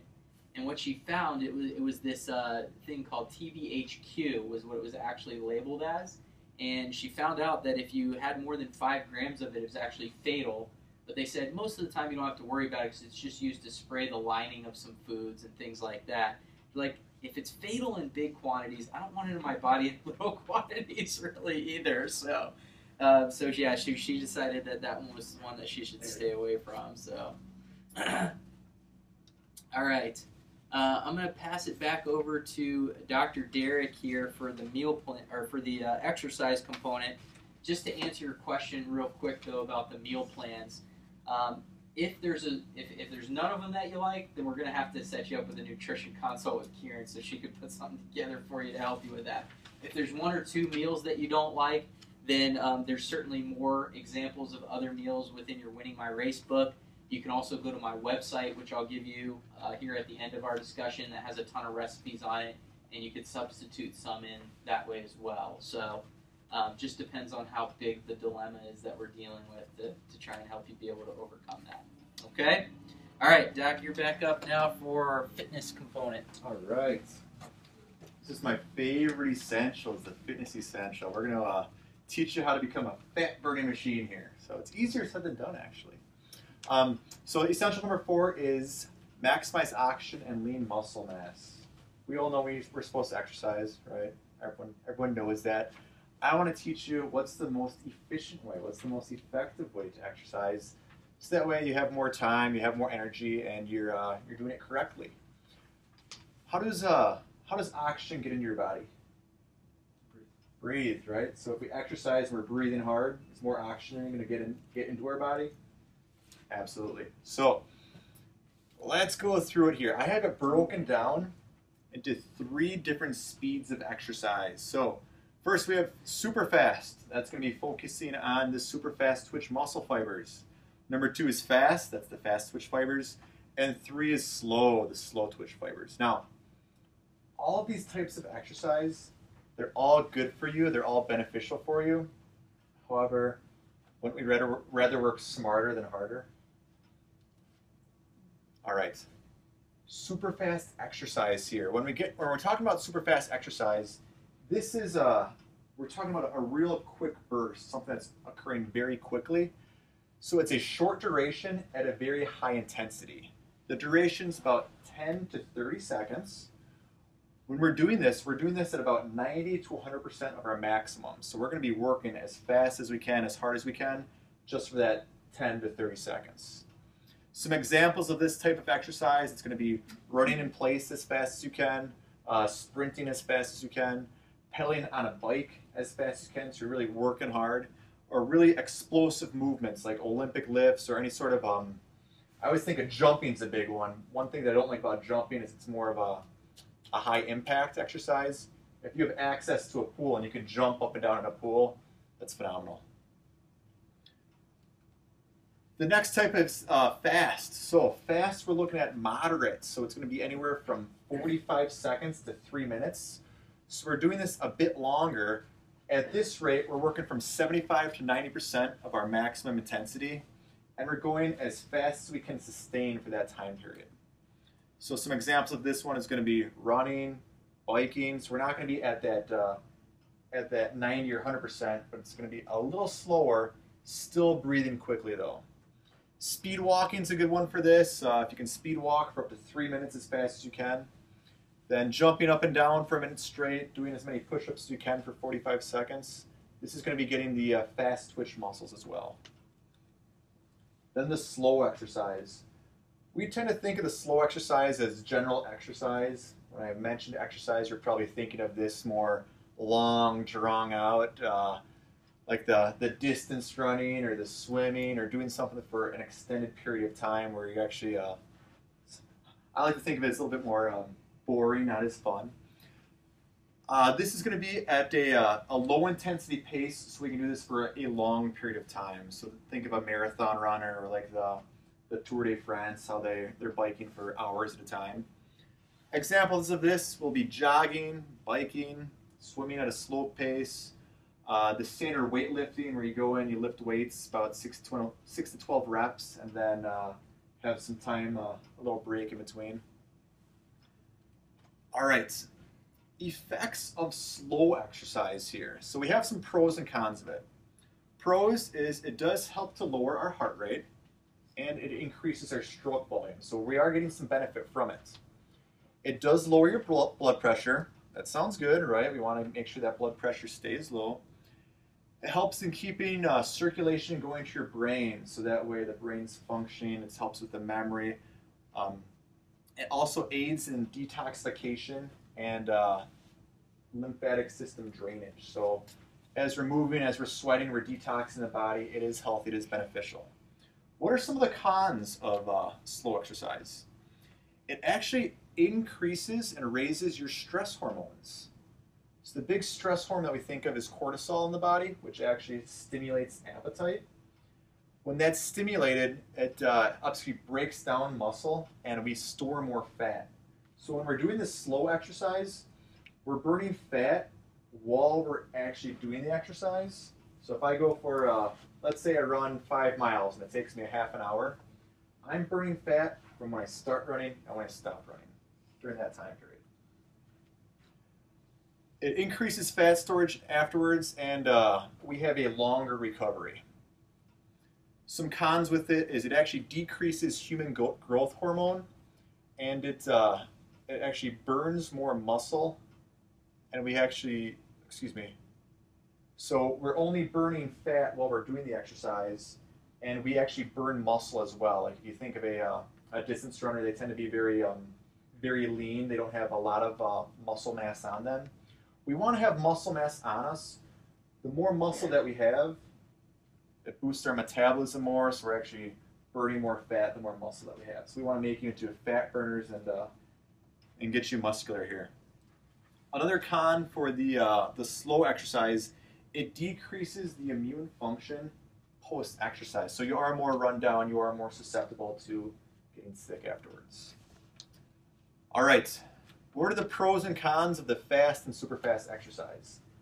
The only con for the super fast exercise is that it's harder work. You're going at a higher intensity, so you have to work a little harder. However, it's not nearly as long. It's a shorter duration in time.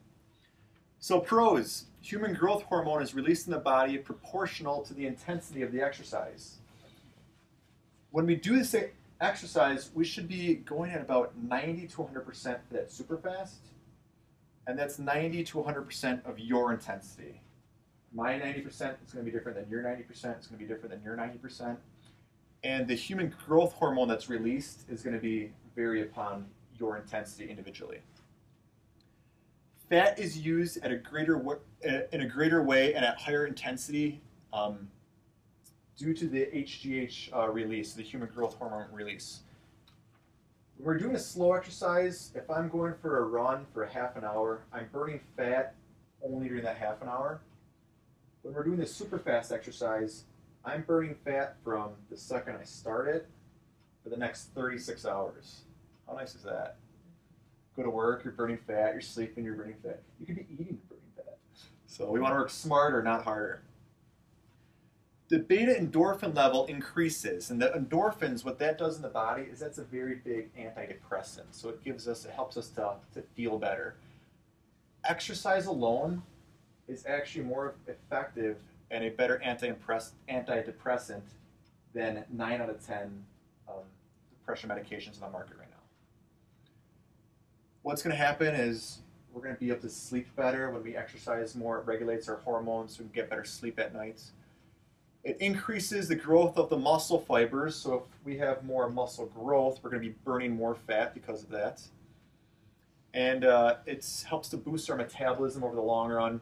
Then we have the afterburn effect where we're burning fat for the remaining 36 hours. Okay.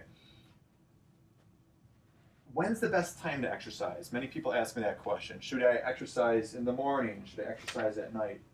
The best time to do it is whenever you can get it in during the day. If you can be consistent with exercise, whatever time that is best. If I would have to pick out what time would be the most beneficial, I prefer for someone to exercise in the morning, okay? When we're in first thing in the morning, there's less distractions, we can get it done right away. We'll have more energy throughout the rest of the day. A personal trainer friend of mine, he told me that if you exercise first thing in the morning when you wake up, you're 75% likely to stick to it. If we exercise during a lunch break, we're 50% likely to stick to it. If we exercise after work, we're 25% likely to stick to it. More things come up after work, there's more activities. If you can make that time first thing in the morning, there's less distractions, no one's calling you at 5 in the morning. So what works out best is if we add this into our war plan. So I'm going to take you through the super fast workout plan. It really only takes 12 minutes. Actually, we're only exercising for 6 minutes. Then we have 6 minutes of recovery, and I'm going to explain that more in depth. But I want you to carve out a half an hour every single day. If we carve out a half an hour throughout the day, we can make that work. So put that in the war plan right away. That way, when it's on the schedule, that's exercise time. Don't let anything else interfere with that. I like to think of, for me, for going to work, is I have to be at work from, I guess I carve out 6:30 a.m. I'm leaving the house going to work. I'm coming home at 6:30 p.m. I'm not scheduling other activities during that time that I'm supposed to be at work because work's the top priority. Let's try to do that with exercise as well. Let's schedule it in our work plan so that way nothing interferes with it. Okay, here's how we do it. Here's the secret. A basic surge plan works like this. We're exercising as fast as we can for 20 seconds. Then we're taking a 20-second break. We're resting. We're getting our heart rate to drop back down. We're getting some oxygen back into the lungs. We're exercising for 20 seconds on as fast as we can. We're taking a 20-second break. We're exercising again for 20 seconds on, and we're taking a break. Okay. We gave each of you in your we have in there the Winning My Race DVD.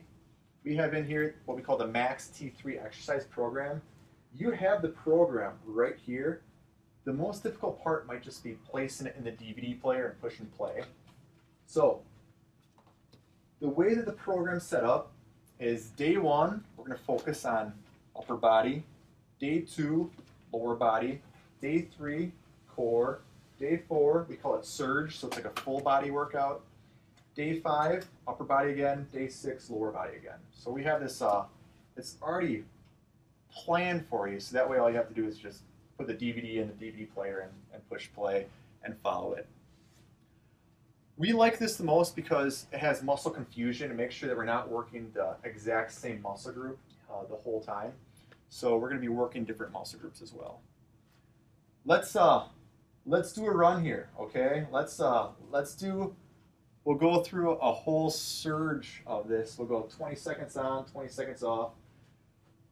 We'll do it real quick, okay? I'm going to modify it for you. Everyone's sitting right here. We don't have a lot of room. What I want to do is I just want us to be punching in place as fast as we can for 20 seconds here, okay?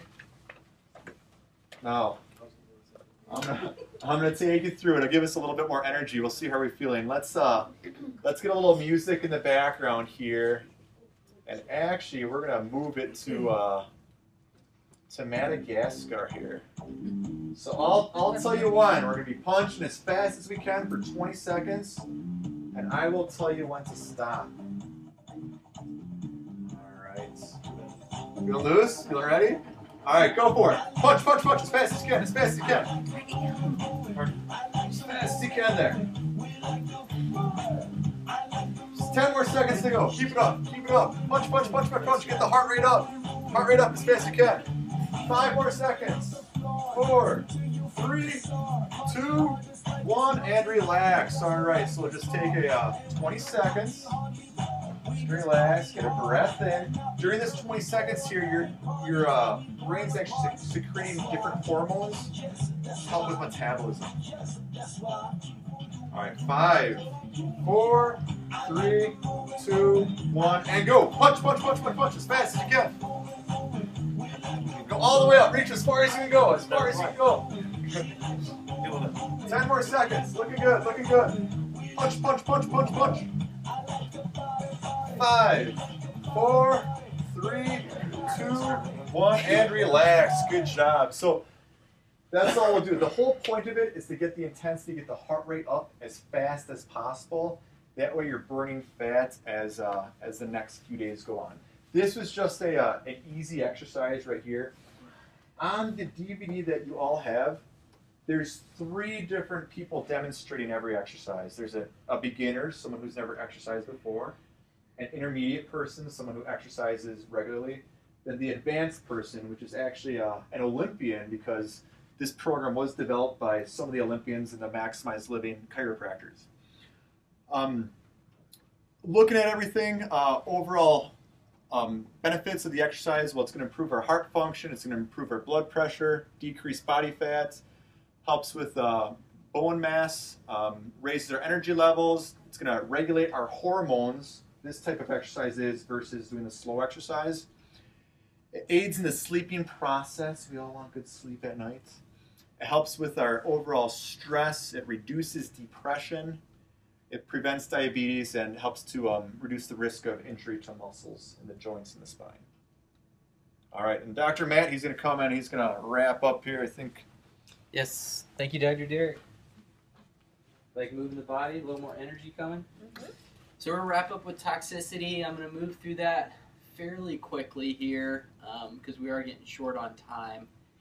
So we got maybe about 10 minutes left. So if you can hang in there through this last section, I think you'll find it really beneficial for you. And then we'll just go through some logistics to tie up the rest and get you off to a great start. So what do we mean by toxicity? Unfortunately, this has become a modern chemical problem, really, that we're seeing in society now. But one of the biggest areas of toxicity that I'll see with patients is actually straight from their medication. It's kind of crazy, huh? That the very thing that they're taking to try and provide a health benefit is actually also causing a negative sick benefit as well. We call those side effects, do we not?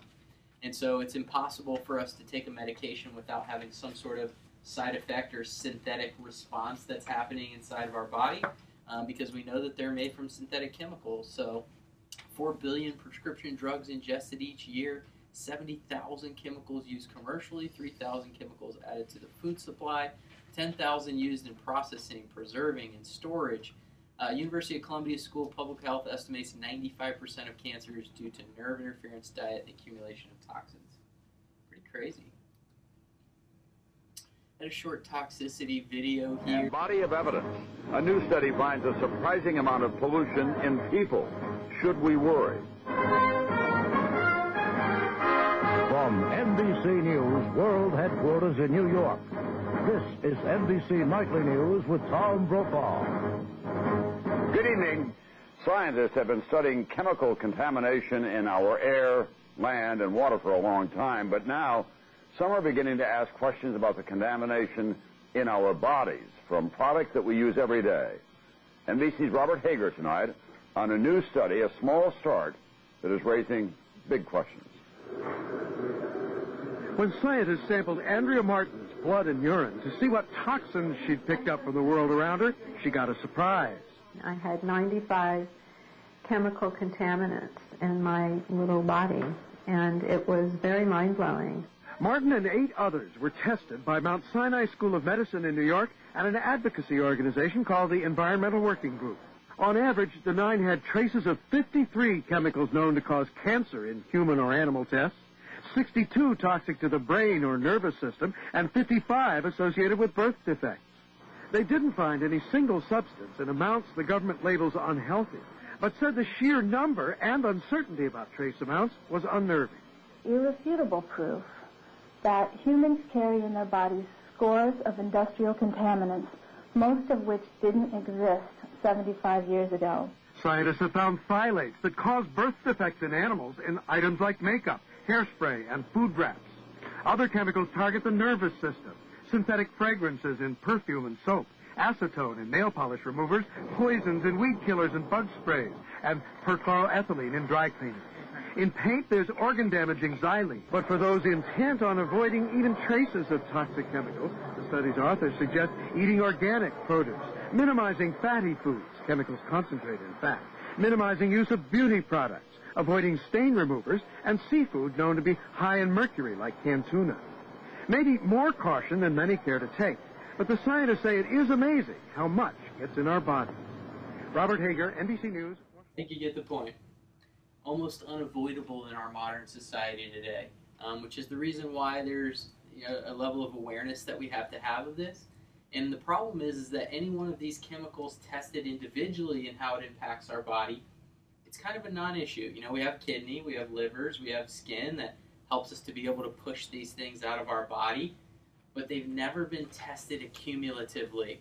So if we look at this toxin from the deodorant, plus this one from the paints, plus this one from the mattresses, plus this one, and see how that has an accumulative effect on our body, that's where we're starting to see the concerns happening in people, a whole different level of neurotoxic diseases and neurotoxic symptomology that we're seeing inside of the offices now. So just a few questions to kind of survey yourself to see where some potential area of toxins may be coming in. And as you read through those, if you're answering yes to the questions, then it's more likely that you've been exposing yourself to an insurmountable amount of toxins for your body's ability to do that. So Some of the common symptoms that will occur with accumulated toxicity over time: it disrupts the hormonal system, so that causes weight loss imbalance, weight loss resistance, hormonal imbalances, of course, that we just brain fog, insomnia, headaches, depression, digestive issues. Top 5, medications again. Household cleaning products is another one that we find is a big exposure. Teflon cookware. Prefer that patients would use ceramic if you like the non-stick. That's a much less toxic version. Or stainless steel or cast iron pan. Tap water. Insane. You know, there's actually a lot of municipalities that are now removing the fluoride. We've had fluoridated water supplies. They're finding that that's linked to not only cancer now, but they're actually finding links to autism as well, which we've seen surging rises in that over the last few decades. So mold and biotoxins, another concern. The bucket theory. So understanding how these things all impact us over time. Again, it's the accumulation, and our body has a certain capacity to be able to deal with these, and we call that the bucket. But once your bucket gets full, then it starts to spill out into damaging the cells or causing other issues. We also identified toxins as one of the drivers of inflammation. So we had our 3 drivers, right? We had sugars, bad fats, and toxins. So not only toxins that we could label and identify within an ingredients list of our foods, but these toxins that we can identify here as well. So when the bucket overflows, that's where we see dysfunction and disease come into play. Your body does have a natural defender. It's called glutathione, which is your body's natural antioxidant. Our body actually makes glutathione, so it's not effective to take glutathione alone in supplemental form. But when you consume the building blocks of glutathione, your body will assimilate it. It's the ultimate antioxidant. It empowers a lot of the other antioxidant pathways inside of your body. So you really need to have proper levels of glutathione to make sure you're pushing these things out of your body properly. So, short video from Dr. Oz here. Today I'm revealing the most powerful antioxidant that you have never heard of. And it's one of the keys to fighting off the diseases that you fear the most. It is called glutathione. Now write it down because it's critically important. And here to tell us about it is the director of Yale University's Prevention Research Center and my good friend, Dr. David Katz. Welcome, David. So, glutathione has been described in many places as the superhero of antioxidants. Now, why is that? How come no one's ever heard of it before? Because unlike most antioxidants people think about getting in a supplement, this one the body makes. That's the reason people haven't heard about it. It's going on all the time. It's also the reason why it really is the most important antioxidant. It's the one that the body relies on itself to clean up critical toxins. So it's being manufactured all the time, and the body makes critical use of this to defend us against a variety of toxins. So I've got a little demonstration because I want to make this really clear to folks. This is absolutely essential. You know how I talk about all the things to do in your life, right? The foods to eat, the antioxidant vitamins to take. They all work through this. In the body, you've got glutathione. And you also have lots of cells. Looks just like this, right? And so you've got these green normal cells, and you also have toxic cells. Some of these are from outside your body. Some of them are cells of your own that have been damaged by free radicals, and they've been oxidized, damaged by the sun, damaged from foods, whatever. If you put in the normally existing glutathione in your body, it will soak up a lot of these bad boys, take them away, just like that. Now, if you don't have enough of the glutathione, now you put it in there, and you'll be lucky if you just get one of these toxic cells out. So you lose the powerful natural ability of your body to heal itself. You know, we always brag about how the body can help you almost always recover, but only if you help it do that for you. That's what this segment is about. Empowering and enabling your body to heal. Sounds like a familiar theme there, right? So God's put the building blocks in his food for glutathione. Foods that are high in glutathione are spinach and broccoli, carrots. Make sure that you're consuming those on a regular basis. But remember that cooking our vegetables depletes the usable glutathione almost entirely. So you really need to get them in the raw version if you're going to get adequate levels of glutathione. Boost antioxidants overall. Eat berries in the morning, load up on vegetables throughout the day. Those will help to reduce the oxidative stress on the cells. So this would be a good, nice plate full of food there to see and be ready to consume. I'm going to skip this video. It's a great and powerful encouragement of winning my race that we did at a church, and they just came by and shared all their testimonial stories in a cardboard. We'll put that up at the end for anybody that wants to stick around and watch that. But I just want to summarize up and give you the logistics here of how to get started on this. For those of you that are ready to take on the 28-day challenge, and my challenge to you, it's 28 days, right? You think about all the years that have passed by in our lives, and when you get, when you start getting to a certain period of life, you think about how the days and the years just seem to fly by. Somebody posted a picture on Facebook of my third grade elementary class the other day, and I was like, oh man, there's my buddy Waylon, and and I was like, it just seemed like it was yesterday, so it pops off that quick. So 28 days is not that long when we look at our life, overall. So I would challenge you to take the 28-day challenge, and I would guarantee you that if you're willing to engage in the challenge the way that we've laid it out for you, and make the necessary changes, that you will have better energy. You'll see the weight come off if you have it to lose. You'll see the medication usage be able to decrease. You will see good changes in your body as a result of that. You'll sleep better. You will have a noticeable difference. So 28 challenge is going to help you apply what we've learned today. The cool thing is that Sheila's even going to empower you guys even more beyond what we've come here today. We really brought the overview and wanted to set the principles and the concept in motion for you, but she's going to be walking through the book with y'all and helping y'all be able to apply this stuff and really get the gears grinding and start putting these 5 essentials to work for you. So make sure that you're signed up on the email. If you didn't sign in on your way in, make sure you do that on the way out, because we will also be sending out emails and encouraging videos and things like that to support you throughout this process. We know that there's going to be some challenges that'll come along the way. We want to help support you in that. So we are here to help, with this whole process. So, and then I mentioned a couple events that we have coming up. We do have the Heart Smart Cholesterol Myth Workshop coming up next week. So if you aren't sick and tired of me or Dr. Derek yet, then you're certainly welcome to come to one of those. I will be teaching the 22nd, the one on the 22nd. Dr. Derek will be teaching the one on the 23rd and the 24th at our Waukesha Clinic location. However, both the 22nd and the 23rd are completely sold out. So we really don't have any seating left for those. If you sweet talk Kieran, she may be able to snag a seat for you. Otherwise, squeeze in on the 24th. She can definitely do that. If you want to get registered for that, just go to maxhealthradio.com. You'll also see that's where all of our other resources and everything are. Our website's listed all throughout the pamphlet, so that stuff's it's there for you. But the Max Health Radio also has podcasts of our radio show, so you can go back and listen to any of the material that we talk on as well. We're going to have a Chili Challenge Victory Celebration on March 19th. Dr. Derek will be here to help facilitate that for y'all. This is to celebrate the victories. Okay, so you can come in, you can start to tell your story, how the challenge and the struggle and the victories and the successes of what this 28-day challenge has looked like for you. And it's not uncommon that we'll have people come in and have a lot of successes to share about what's happened over the course of that 28-day challenge. Plus, we'll be doing a chili cook-off, so you can make your healthy version of chili, and we'll give you all the ingredients and the rules of engagement for that contest. But then Dr. Derek will be judging the chilies for you, and we'll have him and Sheila probably judge the chilies and vote, and we'll come up with the winner just for fun. And but we'll all come and celebrate and enjoy some good, healthy food together as well. So a lot of fun stuff there. Dr. Derek had mentioned our new patient special.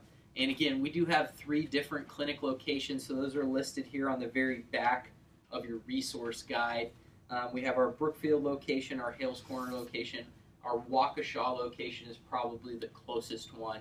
It's just right where Eastmoreland and Blue Mound split. There's an Oscar and a Taco Bell's there where the Pet World is.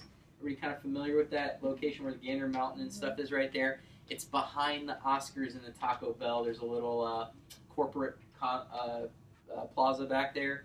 Max Health Chiropractic, our Waukesha location. That's the clinic that Dr. Derek operates out of. I'm at the Brookfield location. You're welcome to come all the way out there if that's more convenient for you, or a Hales Corners location is Dr. Chad, which is this gentleman right here. 5 doctors to serve you, 3 different clinic locations. If you have not had your spine or nerve system evaluated or need help, these lifestyle changes seem overwhelming, you're not sure where to start, guys, this is what we do. We help people with this every single day. So if you need that extra help, we do have our 3-visit new patient special. Is normally $299. We put it on special for $127, but for Sheila and through the rest of the month of February, we did it for you guys for just $97. That does include your full consultation, history, examination, x-rays, digital posture scan, first adjustment, see how you respond to that. We'll put together your protocol from there and your report of findings and recommendations. So really a great value there if you do decide to move forward with that. So other than that, the actual challenge itself, I'm sorry, did I have a question? Yes. Does insurance ever cover or not? Great question. It just depends on what the specific coverages are for chiropractic. Okay. If you come in with your insurance information, then they'll be able to verify that for you. Okay. But we typically find that our new patient special is the most cost-effective way for people to start and come and find out how we can help them, and then we can figure out from there as far as insurance coverages and things like that. As far as the challenge is concerned, if you flip to page 23 with me in your resource guide, you'll see the challenge tracking. And so this is where you actually track on a point system. So we decided we're just going to do a points challenge with this group because maybe not everyone needs to lose weight necessarily. So sometimes we'll do it as a weight loss challenge. Sometimes it's just the points challenge where it's just about implementing and engaging the 5 essentials as best as you can. And every day that you do that, you check off the box, and that accumulates a certain amount of points each day. So for example, writing out your big why, which if you already did that this morning, you could go ahead and check that box off. You already got 10 points, okay? Now you just want to review that big why each day, keep anchoring into that daily so that you have your reminder of why you're making these changes and why you're putting yourself to the test here with this challenge. Complete your Winning My Race book during the 28-day challenge. So Sheila's going to be helping you all read through that and divvying that up and working through that. But if you read the 28-day the challenge, if you read the book during the 28-day challenge, then you'll get another 15 points there. Every day that you eat the advanced plan, so that's the nutrition plan that we specifically laid out here, any of the recipes on the website, recipes that are listed in the Winning My Race, so if you need to substitute some of them out, those are all going to qualify in the advanced plan. Then you just check off a box for each day during the 28-day challenge. You get 5 points for each day that you do the advanced plan. So 10 points per day for each max T3 workout that you do, so that high intensity stuff, and it's not just punching arms. You pop in the DVD, you'll see it's actually pretty challenging. Most people are shocked that exercising in just 12 minutes a day can make them that sore. So you wake up the next day and you'll feel the areas of your body that you were moving. So just engage to the level that you feel fit enough to do. Just go to your 100%, your level of intensity that you can do, and you'll start seeing that progress and move in the right direction. Share your story as a result of this. We're fully expectant that you'll get great results and hopefully love the process and engage with that. And if you do love it, then we just ask for your feedback, and you can get some extra points with that if you leave a review for us on Google. And then answer the questions. What was your biggest accomplishment over the last 28 days, and what will you continue to improve on?